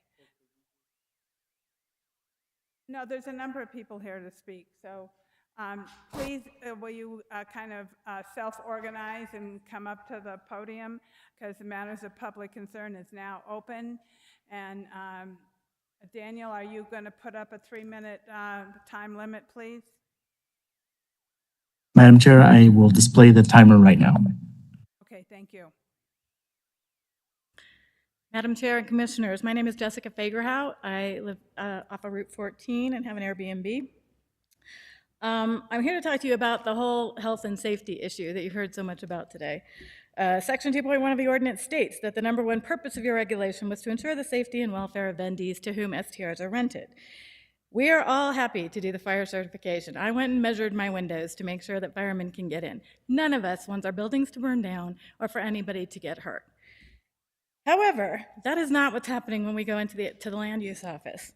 We are being required to produce a development permit before we can even talk about the STR permit. And development permits have absolutely nothing to do with public safety. Development permits do not ensure that a structure is habitable, that the electrical system is sound, that the roof isn't about to cave in. Development permits are only about zoning.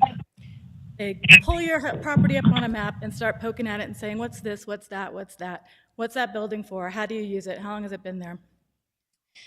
They don't inspect anything for safety. In fact, I was told that an existing building never gets inspected for safety. The CID doesn't ever issue a retroactive building permit. So, as I think you've heard by now, there are many of us who, turns out, don't have development permits for our properties. I bought my property in 2015. They pulled it up on their little screen, and no, there's no development permit on file. I was never told that when I bought it, and yet I was allowed to buy it.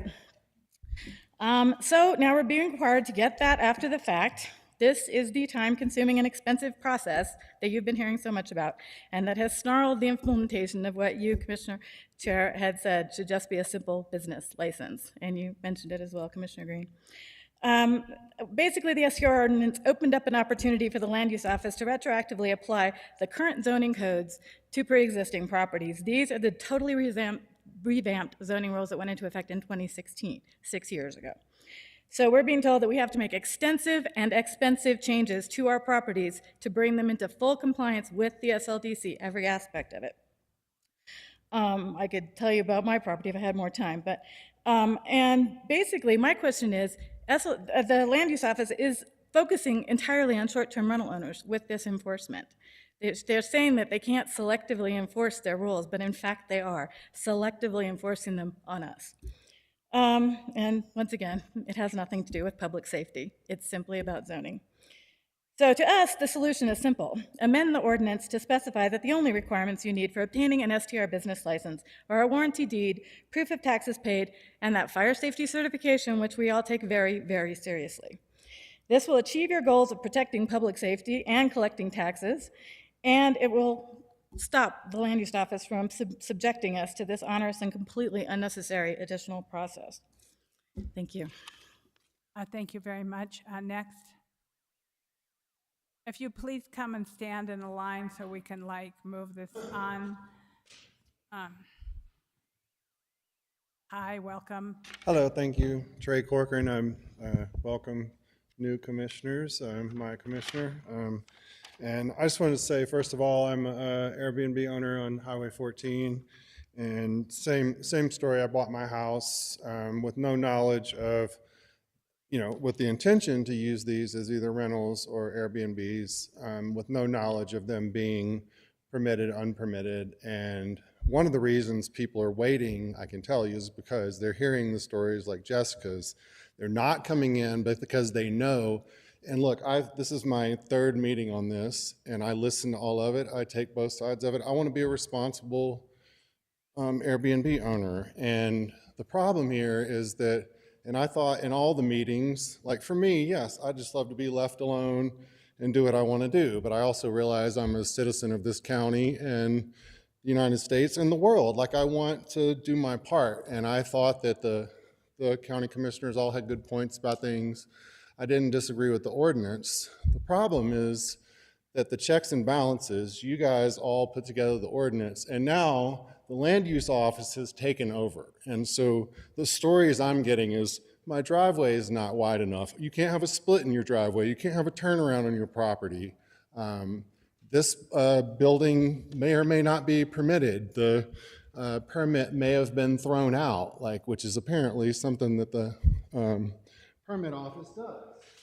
And for me personally, I went into business during COVID. So I, in good faith, called the building office, which was closed for months and months and months and months. And then the permitting process was even further out with an undetermined date of how long it would take to even get a permit.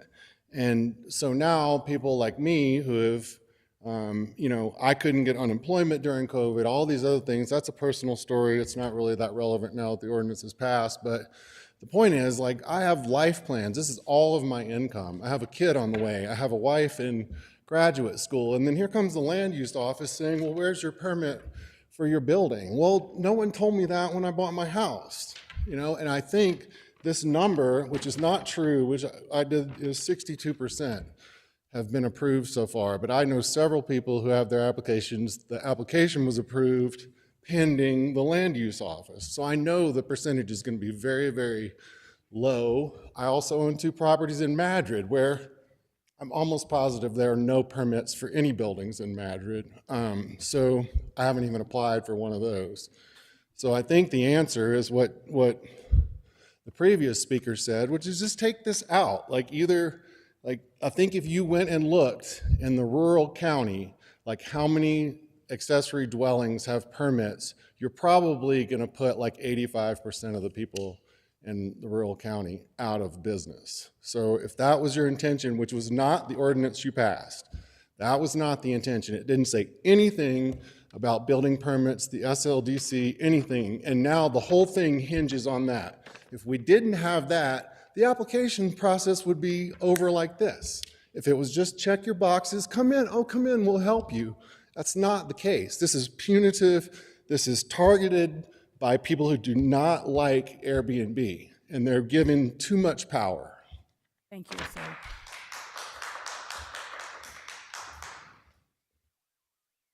Good evening, Madam Commissioner and fellow commissioners. My name is Chris Leslie Curtis. I know I've been up here before, so not to be redundant. But quite frankly, I just want to ask for the March 15th deadline. I ask you to expeditiously make a motion, do whatever you have to do to extend the deadline. I think it's in the best interest of all of your constituents and the county office as well. I'd like to commend the county office on their proposition to provide more staffing, better access. It's really appreciated. However, I don't believe that's what's going to solve the problem. I don't believe the problem is the sheer number of people. I believe it's a problem with the ordinance. If there was any way to grandfather in, I know that Commissioner Hanson stated about it, you've been very generous with variances in the past and will work with people. There's obviously been an intent expressed here by you all and the department that you want to work with people, you're trying to work with people. But we have created an undue burden by requiring everyone to be in compliance with the SLDC. I think that's where the problem is.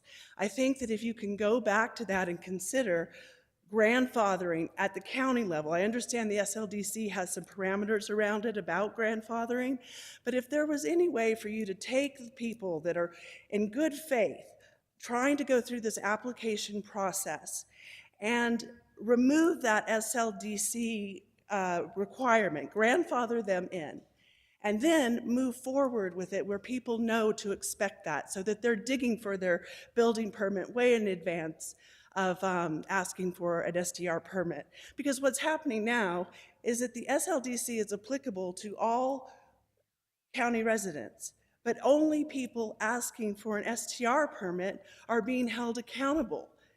This is differential treatment. I don't believe this is right or maybe legal. So I really consider you to take that under consideration, that might be a possible solution. We ask the whole process needs to be scaled back to registration and collections of taxes with additional guidelines and requirements, if any, to come after sufficient data is gathered and additional input is provided in order to prevent it becoming kind of the quagmire that it has become. We know that your intent was for a straightforward registration process. I know that the members of the Santa Fe Short-Term Rental Alliance want to comply, but they are being required to go through additional hoops that I don't believe other folks are, and I don't think that it should be, the STR permitting process should be an avenue for coming through the back door and requiring people to go through these other onerous requirements that are not feasible. Thank you for your consideration. Thank you, Chris. Good evening, everyone. My name is Liz Emmons. I'm a short-term rental owner in Tesuque, and I've actually been asked tonight to present some information to you on behalf of the 100 short-term rental owners that I know in a fellowship we share in Santa Fe County. I'm not going to repeat some of the things that have been said already, but I do think what's important that y'all understand some specific examples of what that's been brought to me that they've been subjected to through this application process by way of the land use department. You've all heard, we all believe that that is the crux of the problem with the ordinance, is it turned from a simple registration process, which you all had stated you wanted, that would help collect data and then be able to reassess the ordinance, but it's turned into a real mess. People have been asked to close off their driveway and have nowhere for their guests to park on their property because they have a U-shaped driveway that provides access to their home and the casita from different ends of the driveway. They've had to been asked to reduce septic systems, although it is designed for a greater capacity under the New Mexico state requirements. But because septic systems are now under the county's purview and its new ordinance, the county wants it redone to a lesser standard. So in other words, they want you to tear out the better septic system and put in a lower quality one. And of course, as we have heard, they want people to produce building and development permits, regardless if you were the original owner or the 10th owner. And regardless that the county has a well-known policy of randomly throwing out older permits prior to the 2016 SLDC when they adopted it, This was confirmed by a prominent land use attorney here in Santa Fe. But as the current owner, we are somehow have to prove that the permit and the development property was there. How are we to do that? But the county has no responsibility for keeping those records. And of course, now the big issue is our property is being subjected to the SLDC, but we're not making any applications to make material changes to our properties. I mean, you understand when you go in for a new roof, you got to upgrade your roof to current standards. That's not what this is about.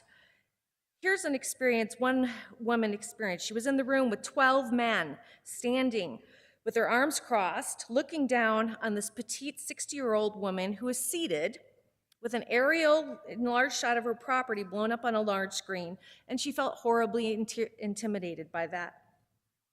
Or this example, you have a casita and a separate studio, both have bathrooms, along with your main home that was built prior to the 2016 code. Now you are told you have to pour concrete down the bathroom shower or tub drain line in your studio.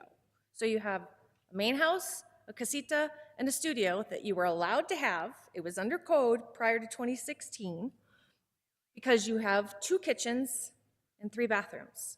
But under the new code, you are now required, you could have 3 kitchens, but you can only have 2 bathrooms, 2 units with bathrooms. So now you have to demolish part of your property, losing the property value you originally paid for when you bought the home that was built under a prior building and zoning code. Thank you. Thank you.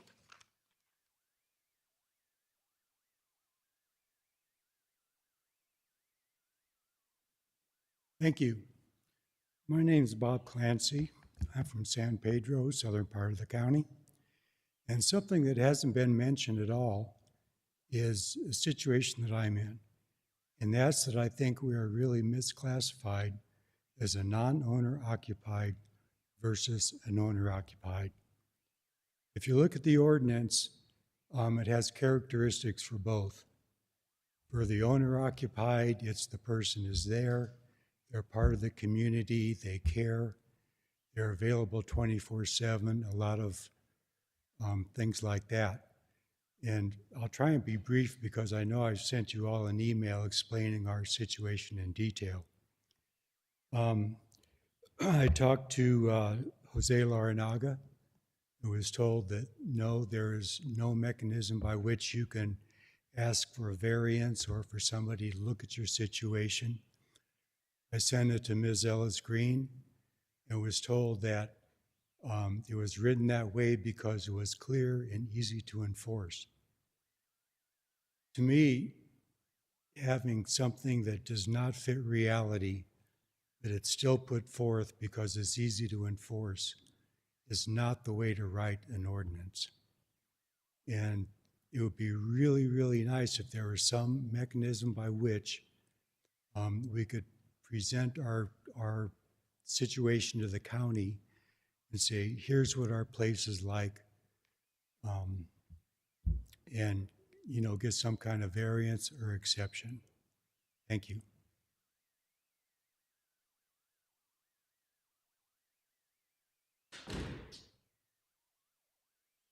Hello, I wasn't gonna... Just wait Sorry. one moment.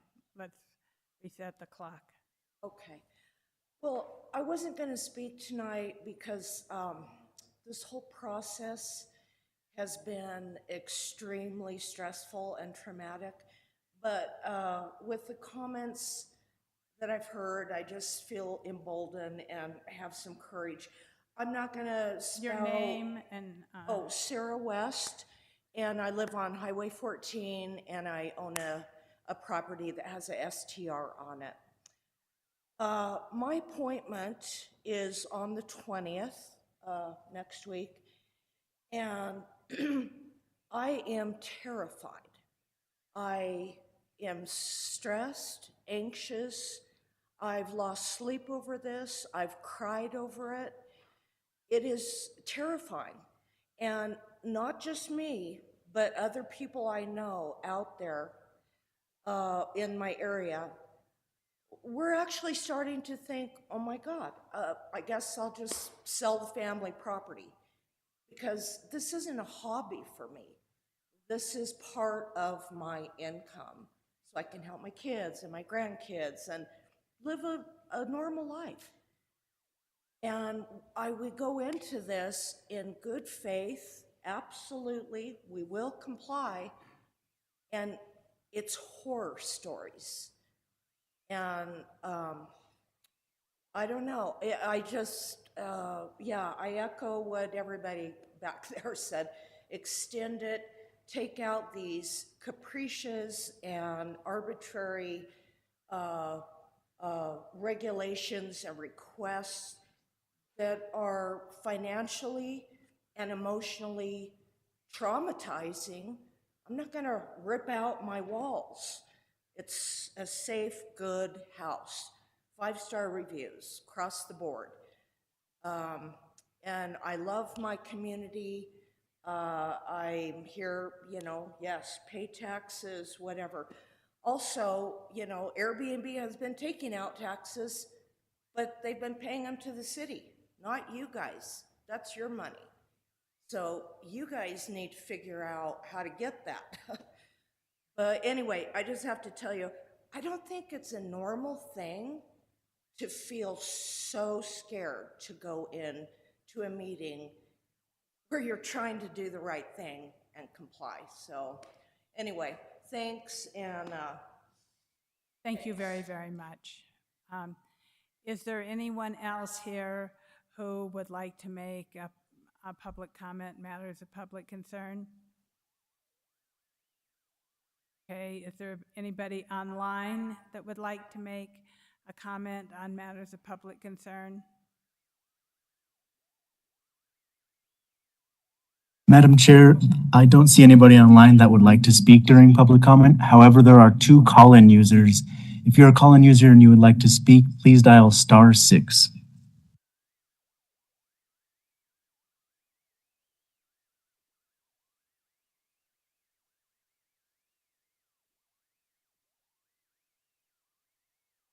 I want to thank everybody who spoke on matters of public concern. I appreciate you coming here, and I believe that this commission takes what you have to say seriously. So I'm going to close matters from public concern, and we'll go on to matters from the county manager, but we will take back up this topic under matters from county commission and other elected officials. So if you'll just hold tight, we'll come back to this topic. So, Mr. Schaefer? Thank you, Madam Chair and Commissioners. I don't have a significant number of updates for the board. I did want to state publicly that the governor did extend the statewide public health emergency due to COVID-19 through early March.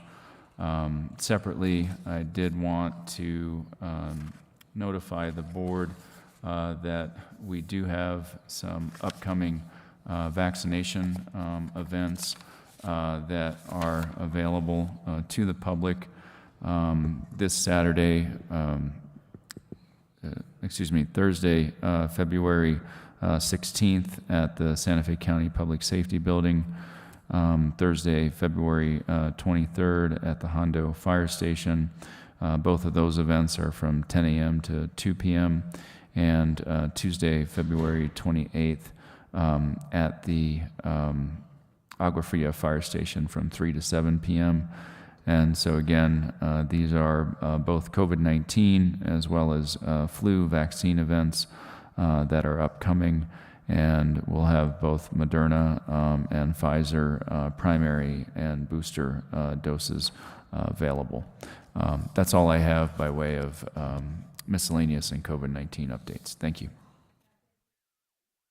Thank you, Mr. Schaefer. I'm going to go on to item 9B, first session of the 56th legislature, updates potential action to express support for or opposition to legislation that has been or may be introduced. Welcome, Hutchie Miller. Nice to see you. on Good- this snowy day. Good evening, Chair Hansen, Commissioners. I have copies of the presentation that I was going to pass out to you before I start. Okay, thank you.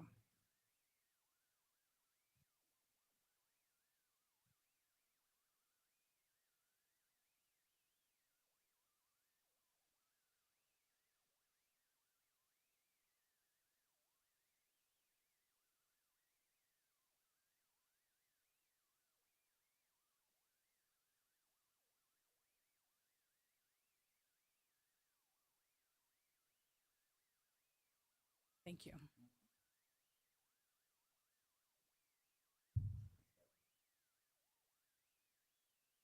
Thank you.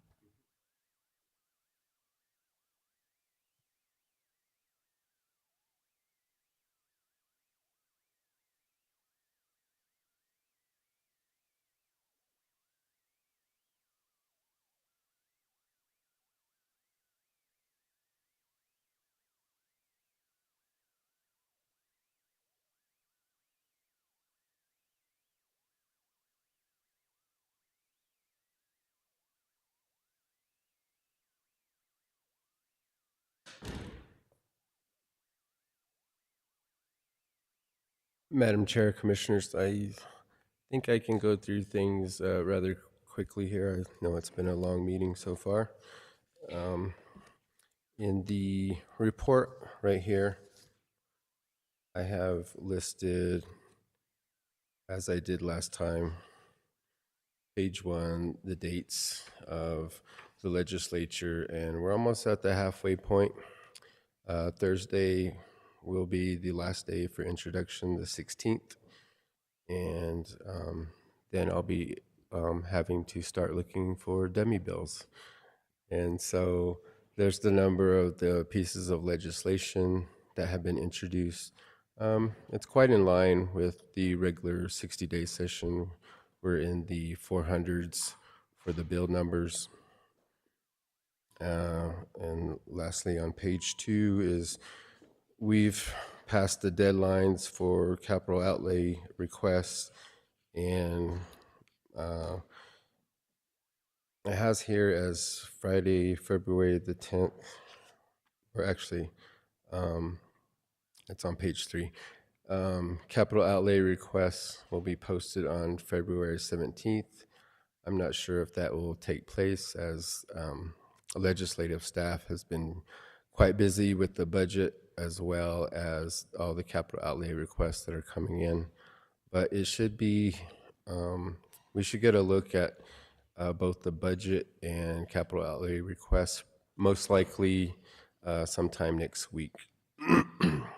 On the following pages, pages 4 through the remaining pages, each goes to page 20, pages 4 through 20. What I have here are the tracking lists that I have, which correspond to the resolutions that are in place right now that support different pieces of legislation. And the items that I have highlighted in green are particular pieces that have shown movement, and they're progressing right now.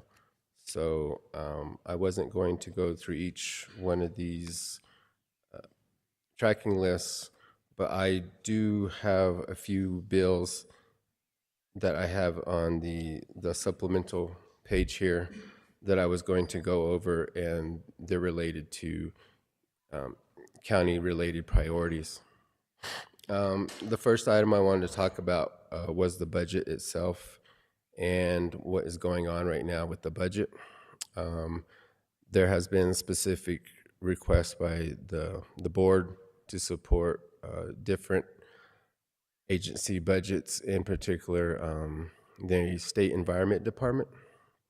And at the agency budget hearing on the House side for the House appropriations, there's wide support both sides of the aisle for the Environment Department.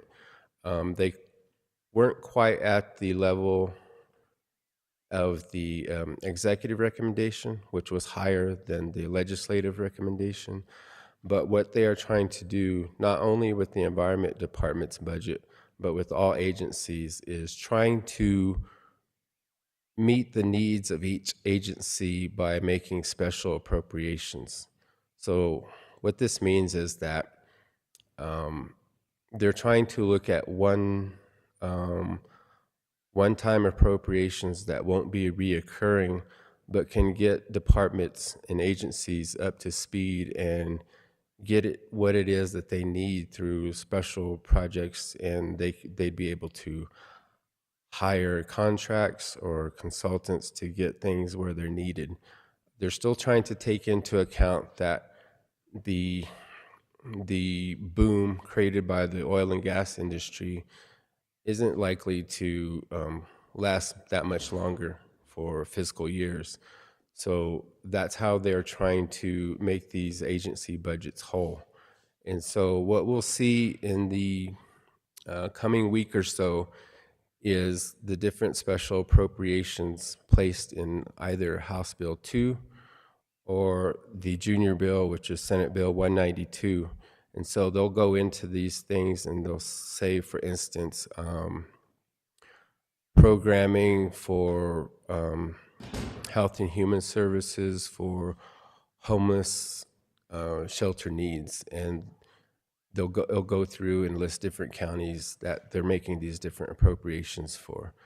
And so it's hard to tell at this point what all will be included until we see that draft bill version of the House Bill 2 to see what they're going to include. And the budget is currently being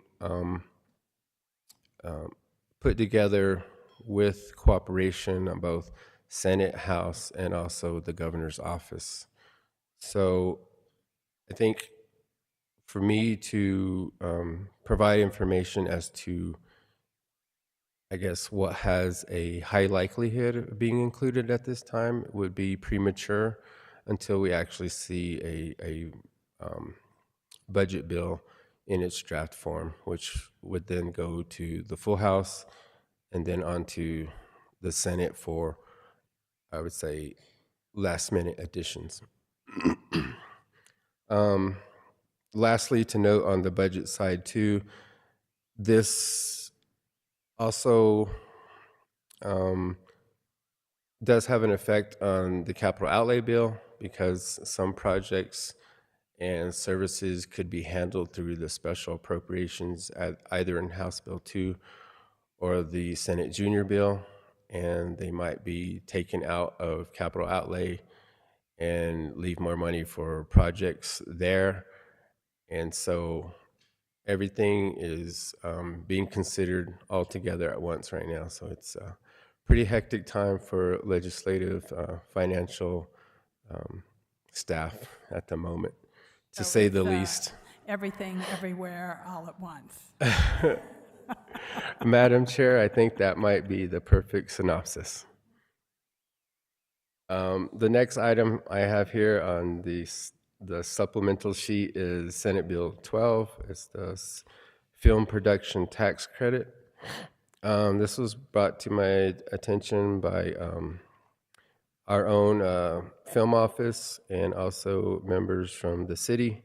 And what this does is going to overall increase the tax credits for film projects, increasing it from 110 to 210. And currently right now, the film office and others related to the film industry are still analyzing this, and this is going to come to committee on Thursday in the afternoon. Senate Tax, Business, and Transportation Committee, and so I'll be able to provide you an update after this meeting occurs. Next is Senate Bill 165, which was taken up by the commission at the last meeting, providing specific support for this particular bill. This bill did in fact pass its first committee and did have a lot of public participation and a lot of public support for this particular bill.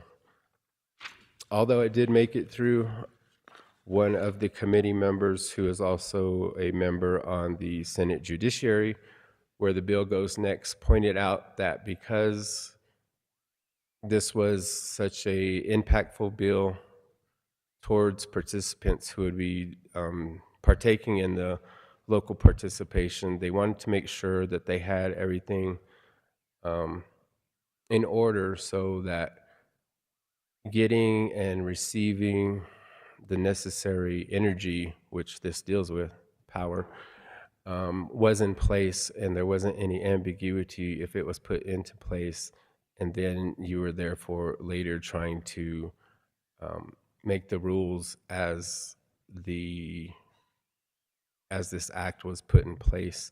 So I think there's going to be a delay here before it goes to Senate Judiciary, as the sponsor and different participants of this piece of legislation are going to try to iron out as much as they can before they get to Judiciary and have a multitude of amendments put on.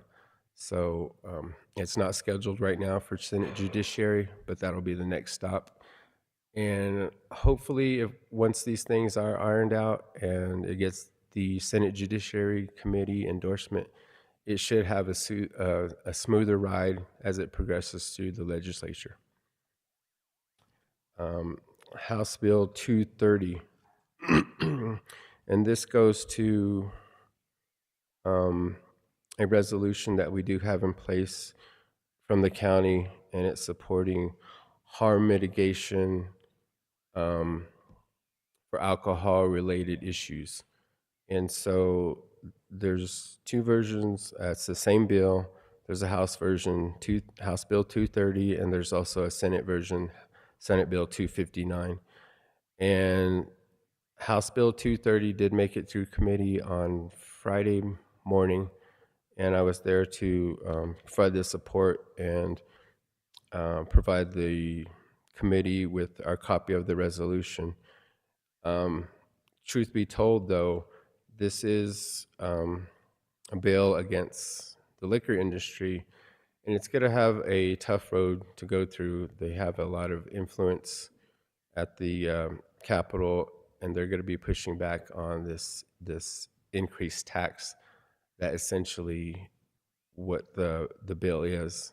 Although the bill is 100% of the tax would go to harm mitigations, and it does have a lot of support, there's still going to be a lot of opposition as it goes forward. And that's why I pointed out within this particular bill that there's a additional bill here, Senate Bill 220, and that's from Senator Ortiz-Pino. And if in the case House Bill 230 or Senate Bill 259 is not able to move forward, this bill may be a second best option, and it's changing the way that the tax currently, some of it goes to the general fund, and not all of it is being used for harm mitigations or for treatment purposes.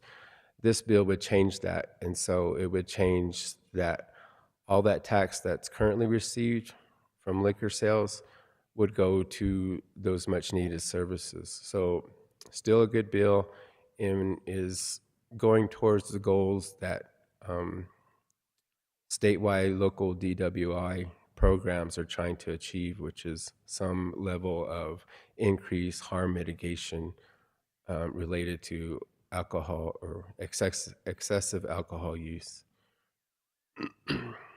The next item I have listed on page 2, Senate Bill 312, is a newly introduced item. And what this would do, this is a incentive more or less to our RECC call operators.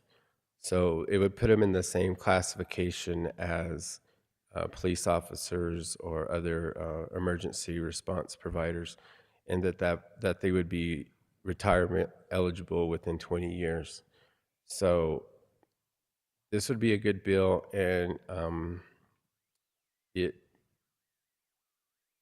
may take some consideration of the commission that they might want to specifically support this, as our own RECC has had its staffing issues recent and in the past, and we're trying to get that call center fully staffed and capable. Next item is an item brought by our own county clerk, and this is the election procedure changes, House Bill 318, that our own county clerk supports and would also be looking for support from the county as a whole to support this as it passes through. It's currently has its committee assignments, but it hasn't been heard in committee as of yet. Was there anything that you wanted to add specifically, Clerk Clark? This is the clerk's endorsed bill. So this is the bill that all 33 counties support, county clerks support.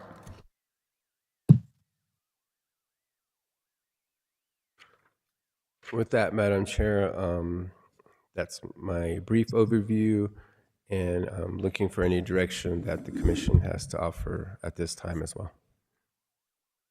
Madam Chair, if I could just add some additional comments relative to Senate Bill 312. It is something that we're monitoring, as well as the New Mexico counties. As Hutch said, it may be something that could ultimately be the subject of consideration by the board. We wouldn't recommend that, this evening, because it's not as straightforward as you might imagine in terms of providing an opportunity for telecommunicators to select and basically force local governments to opt into a more generous pension plan. There are some immediate costs to the county that would come from that, because for those public safety retirement plans, as you might imagine, the contributions of both the employee and the employee are greater. So that change would have an actual dollar impact to the county that we would want to ensure that we work through with the board. In addition, it may not exactly solve the problems that you're looking for. Anecdotally, you'll hear stories about whether or not retirement plans are really that attractive to the workforce that you're trying to grow, or whether they would prefer to have higher salaries now and more take-home money in their pockets. So it might not be the big recruiting tool that you ultimately think it would be as you do additional analysis. And then finally, to the extent that it makes people eligible for retirement earlier, you might actually exacerbate your staffing problems, because people might retire rather than working longer than what they have to do under the current plan. So as Hutch said, it may be something as we get further down the road the board may want to support, but for all of those reasons, I don't think that we're asking you to take a position on it tonight. We just wanted to give you that observation that in fact that bill is out there, and an initial estimate would be that if it passed and if our telecommunicators opted to participate, it would increase our cost of running the RECC by $281,000. So again, not pocket change, but real money in terms of implementing that type of change. So that's all I wanted to say about Senate Bill 312. Thank you, Manager Schaefer. Thank you, Hutch. Commissioner Green. Thank you, Madam Chairman. Good to see you, Hutch, again. Good to see you at the Roundhouse all the time. Glad you get to come back here every once in a while, too, so that's good. So question about the film production tax credit and the rebates. I don't think this is going to be something that we can get done this year, but it's something I would like to make my fellow commissioners, and maybe there's an opportunity this year, which is that in my district, as you all know, there are 4.5 pueblos who are actually excluded from the tax credit and from the rebate. And so one of these pueblos already is involved in the film industry and has taken a leadership position in the country as the only indigenous tribe with a film studio, and yet they're doing it literally discounting their facility 25% just so that they can attract film productions. I would love the opportunity to twist an arm with Senator Rodriguez to start to include the Pueblos in this up and down the state, not only in Santa Fe County. And I'm wondering if you know if anything's been mentioned about that with Senator Rodriguez. Madam Chair, Commissioner Green, I do not know that there currently has been any discussion with Senator Rodriguez and the tribal governments or tribal businesses regarding also including tribal enterprises to include this, but having served on council for my own Pueblo, I know it's a matter that I brought up to them as well, that this is something that they should bring up to the legislature as it would help out their endeavors.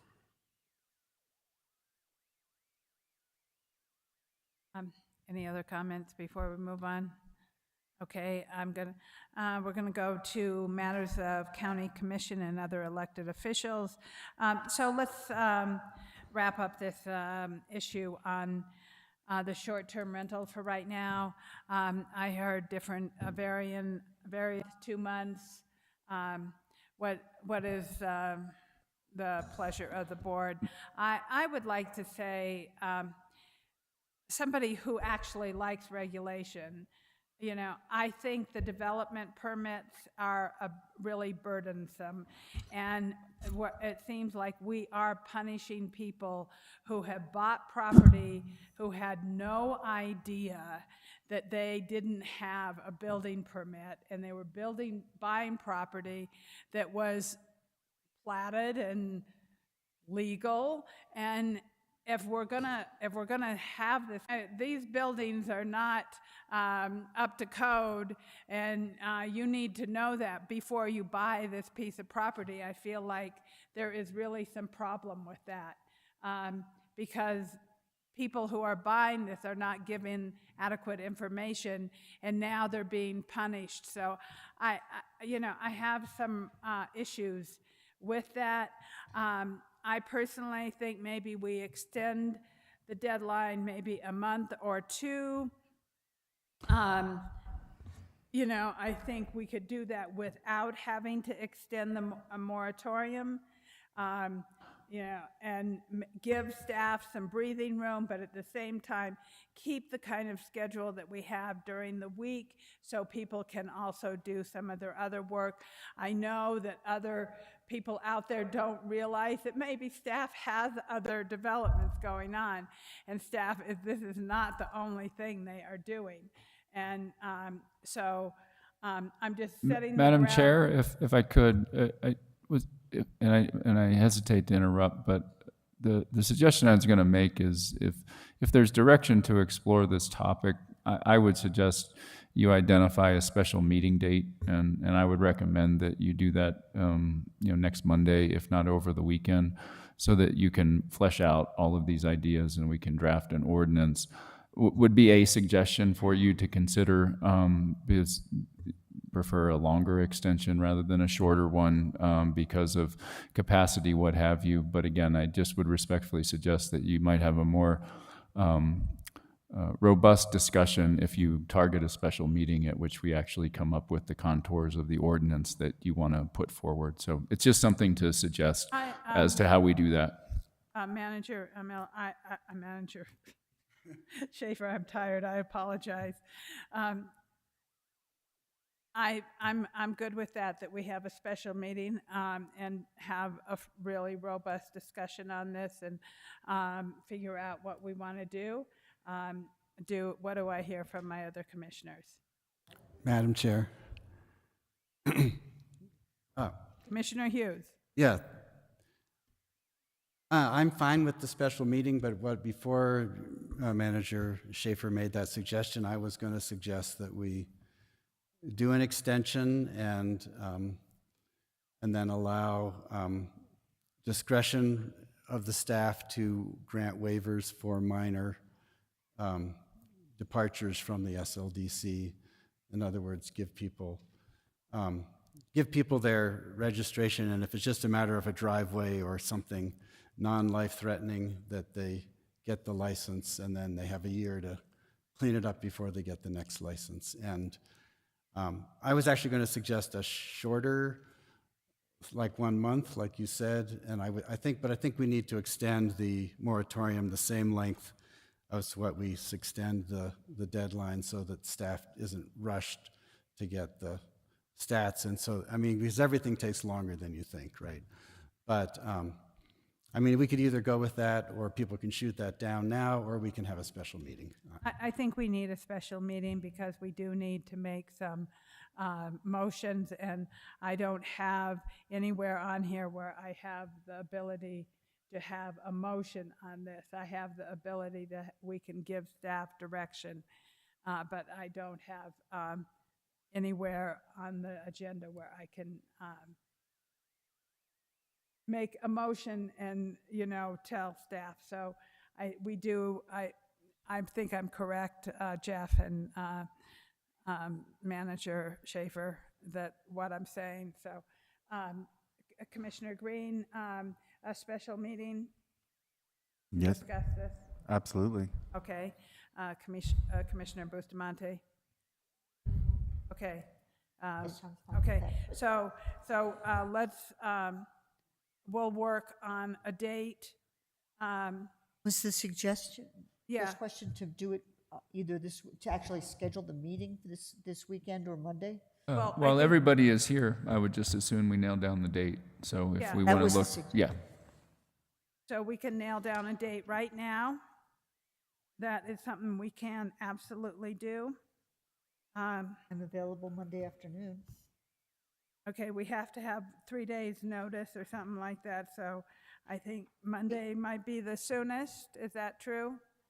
That was the suggestion. I was just going, I'm not, you know. Madam Chair, that is correct. So if it was 3 days, you know, Saturday, I believe, is at this point the earliest you could have it. If you want to, you know, do it during normal workday, then Monday would be the next opportune time. So we were targeting Monday, but if you'd prefer to do it over the weekend, certainly So, we can make ourselves I'm available. available Monday. Commissioner Hamilton is available Monday. Commissioner Bustamante is not. Commissioner Green, yes? Yes. Okay, well, so at the moment, we have Monday. We also have Tuesday. Is there any, Commissioner Bustamante, do you have any flexibility on Monday, or? Don't on Monday, I'm available on Tuesday. Okay, how about do Tuesday afternoon? I could do Tuesday from 2:30 on. 2:30 on, everybody else? It's okay. Okay, so we have the 21st at 2:30, 2:33, something like, Yeah, help me out here. 3 o'clock. Okay, 3 o'clock, 3 p.m. On the 21st, we will have a special meeting to discuss short-term rentals and give some direction and make some motions in that regard. Is that enough direction, Manager Schaefer? Yes, Madam Chair. Okay. So then I'm going to go back to matters from county commissioners. Commissioner Hamilton. Thank you. I don't have too much. I am going to start up, you know, town hall meetings again. So look out for when I set that date. I did want to ask if everybody saw the article in the paper on our own Jennifer Labar Tapia, that she's one of the reasons Santa Fe is such a good place for. That's amazing that she met that was an amazing article. I mean, so a big shout out to our very own Jennifer Labar Tapia Yay. for doing such an outstanding job on that. Yes. Yay. So that's it. Okay. Commissioner Bustamante. Yeah, the only thing that I have is, and we had from Cerrios in the room, but Cerrios is getting ready to sunset their fire station, and they want to use that building. And I have asked the county manager to include planning in their conversation so that it can be something that's thoughtful and used by the community. It's a building that's got a lot of diesel, it's had diesel used in it, it's probably contaminated, stinky, and but they very much would like it. It's off of their main town circle, and if you haven't been to the mule runs, they're talking about having that facility as part of the place where you can pick up snacks and stuff when the donkeys run by. So if you haven't seen it, this isn't the last you're going to hear about the donkey, the mule run from me, because it is really one way to spend a great afternoon. Okay, and when is the mule run? The mule run happens in the summer, but the planning for that building is happening right now. And in early May, actually, they will be having a groundbreaking for the new senior/county center. So they really want to keep that fire station that is being sunsetted as part of their, a resource for the community rather than just turned over to a piece of dirt. Okay, Thank you. thank you. Commissioner Green? Thank you, and I was going to make an off-color comment about you talking about your my donkeys, but that's another word, but that's fine. So, so as a report, we had my first meet and greet up in Nambe Community Center last Tuesday, which went very well. We had about 50 to 60 people from the public there, and it was standing room only. We had a great turnout of support staff from Santa Fe County, and I want to give a thanks to all of them, from the Treasurer's Office, from the Assessor's Office, from Public Works, from Land Use, the Sheriff's Office, and the Water Utility. It was pretty impressive how many people showed up and were available to the community members to answer questions. It was a great experience considering it's my first one, right? It's nerve-wracking, so I encourage everybody to go do it again. So, besides that, I think that's about it. I had a meeting with the governor and meeting with Nambe Pueblo regarding film work. And it seems like there's 3, maybe even 4 northern pueblos, 3 in our county, that are talking about getting into the film industry, and so advocating for their equality, right? At the end of the day, this is an equity issue. We need to get involved in lobbying for the film tax credit in next year, if not this year. So thank you. Commissioner Hughes? Thank you, Madam Chair.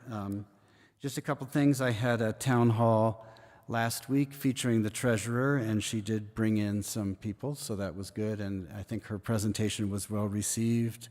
And then we also talked about some other things around the district. Next town hall will be March 7th. Haven't decided on a topic for that one yet.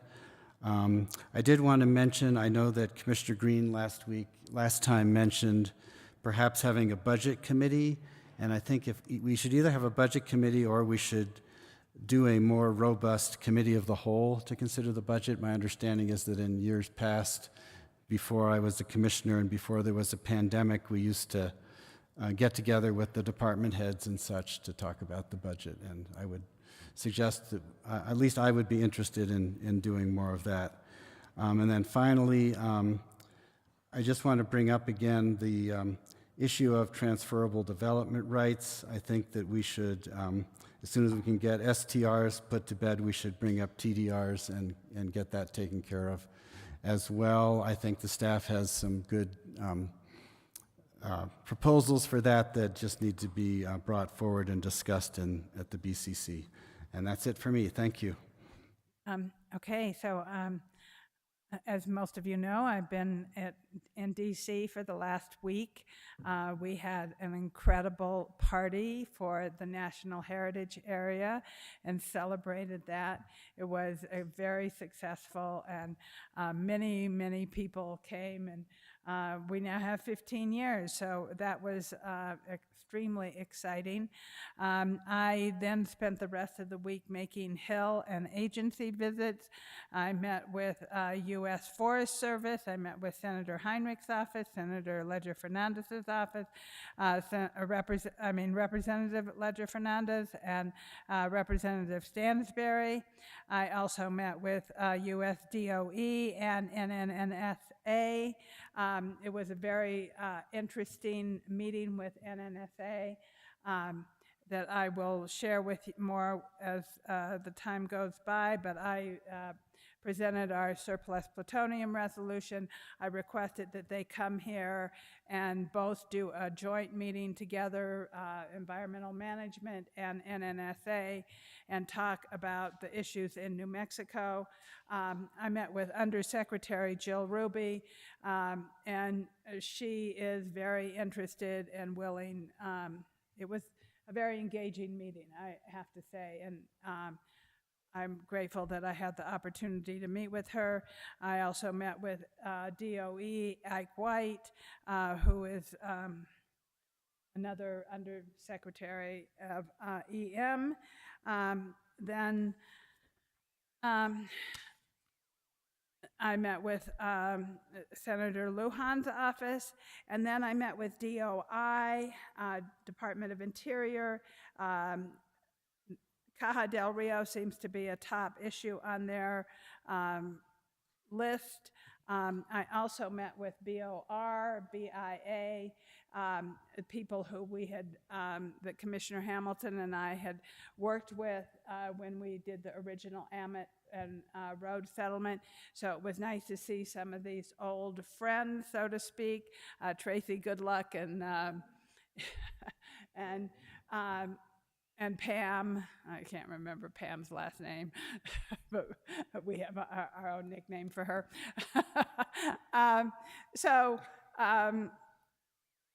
It was a really good meeting, and the most important thing that came out of it, Commissioner Green, is that I said to them they need to be coming here and meeting with us on a regular basis, and they said that they will come here regularly and they will get things going again, and they apologized for being so slow both on the roads and on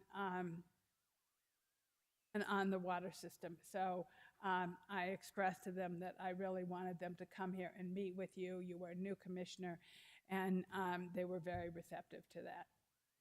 So, and then NACO happened, and it seems I got a promotion at NACO. I'm now a regular vice chair of the Energy, Environment, and Land Use. Before, I've only been a subcommittee vice chair, so I got a promotion.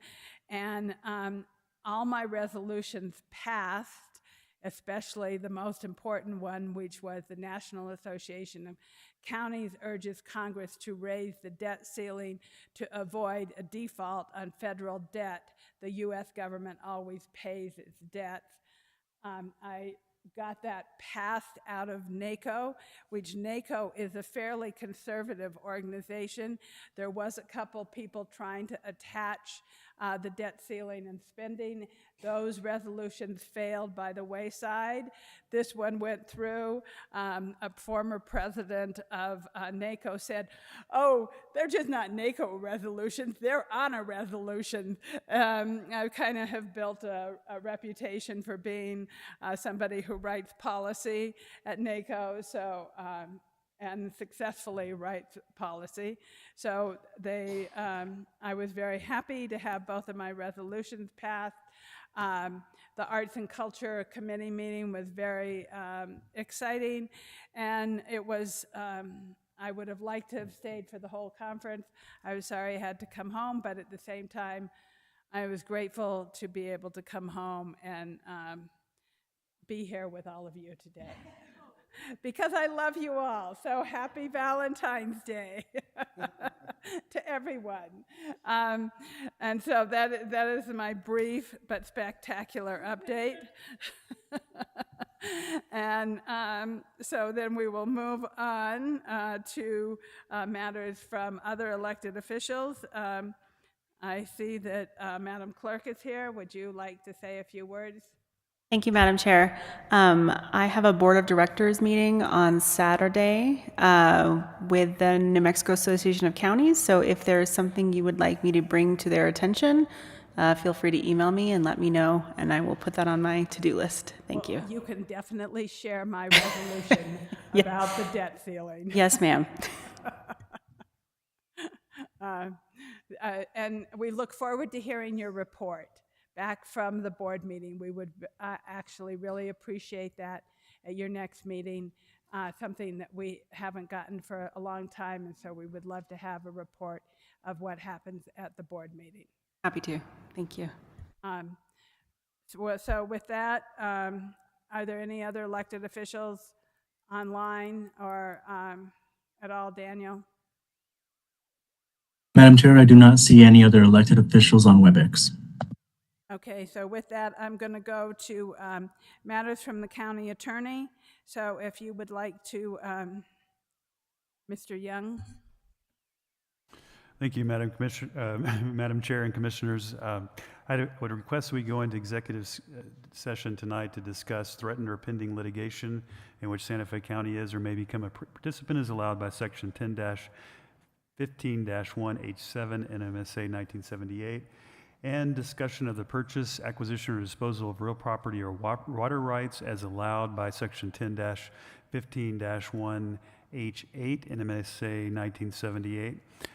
Specifically including In re National Prescription Opiate Litigation, which is MDL 2804 in the U.S. District Court, Northern District of Ohio, case number 117 MD 2804, as well as breach of settlement agreement and related agreements related to annexation, and then finally acquisition of real property interests for solid waste convenience centers. Don't expect it to take too terribly long, depending on the discussion. Okay, can I have a motion? Madam Chair. Oh, go ahead. All right, my turn. Madam Chair, I make a motion that we go into executive session to discuss the items outlined by County Attorney Young. Do I have a second? Second. Could I have a roll call vote, please? Yes, Madam Chair. Commissioner Bustamante. Yes. Commissioner Hughes. Yes. Commissioner Green. Yes. Commissioner Hamilton. Yes. And Chair Hampson. Yes. Okay, it looks like we might have to come back out to make a motion, so we will be back as soon as we can.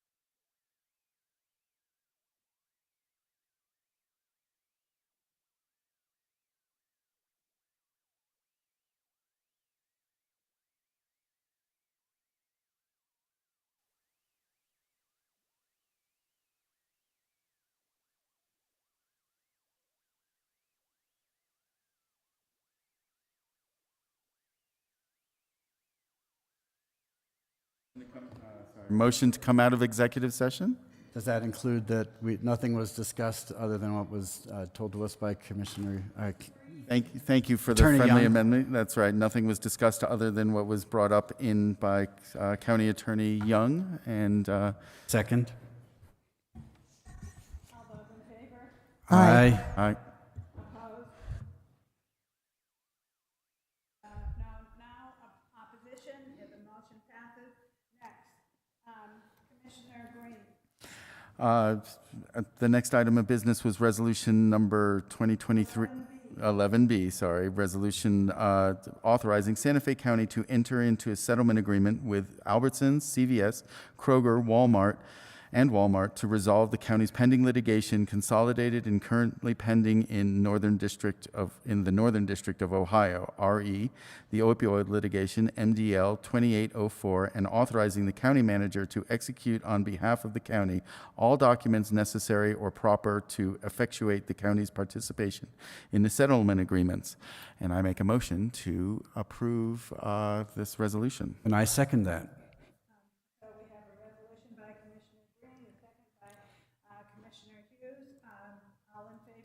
Aye. Any opposed?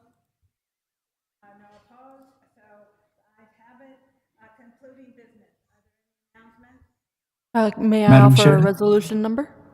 Yes, you may. This 11B is resolution number 2023-021. I can do it, thank you. 021. Okay, we have the resolution number. I ask for announcements.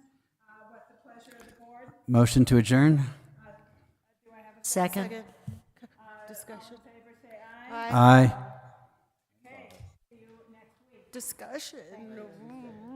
Nobody ever wants to discuss leaving.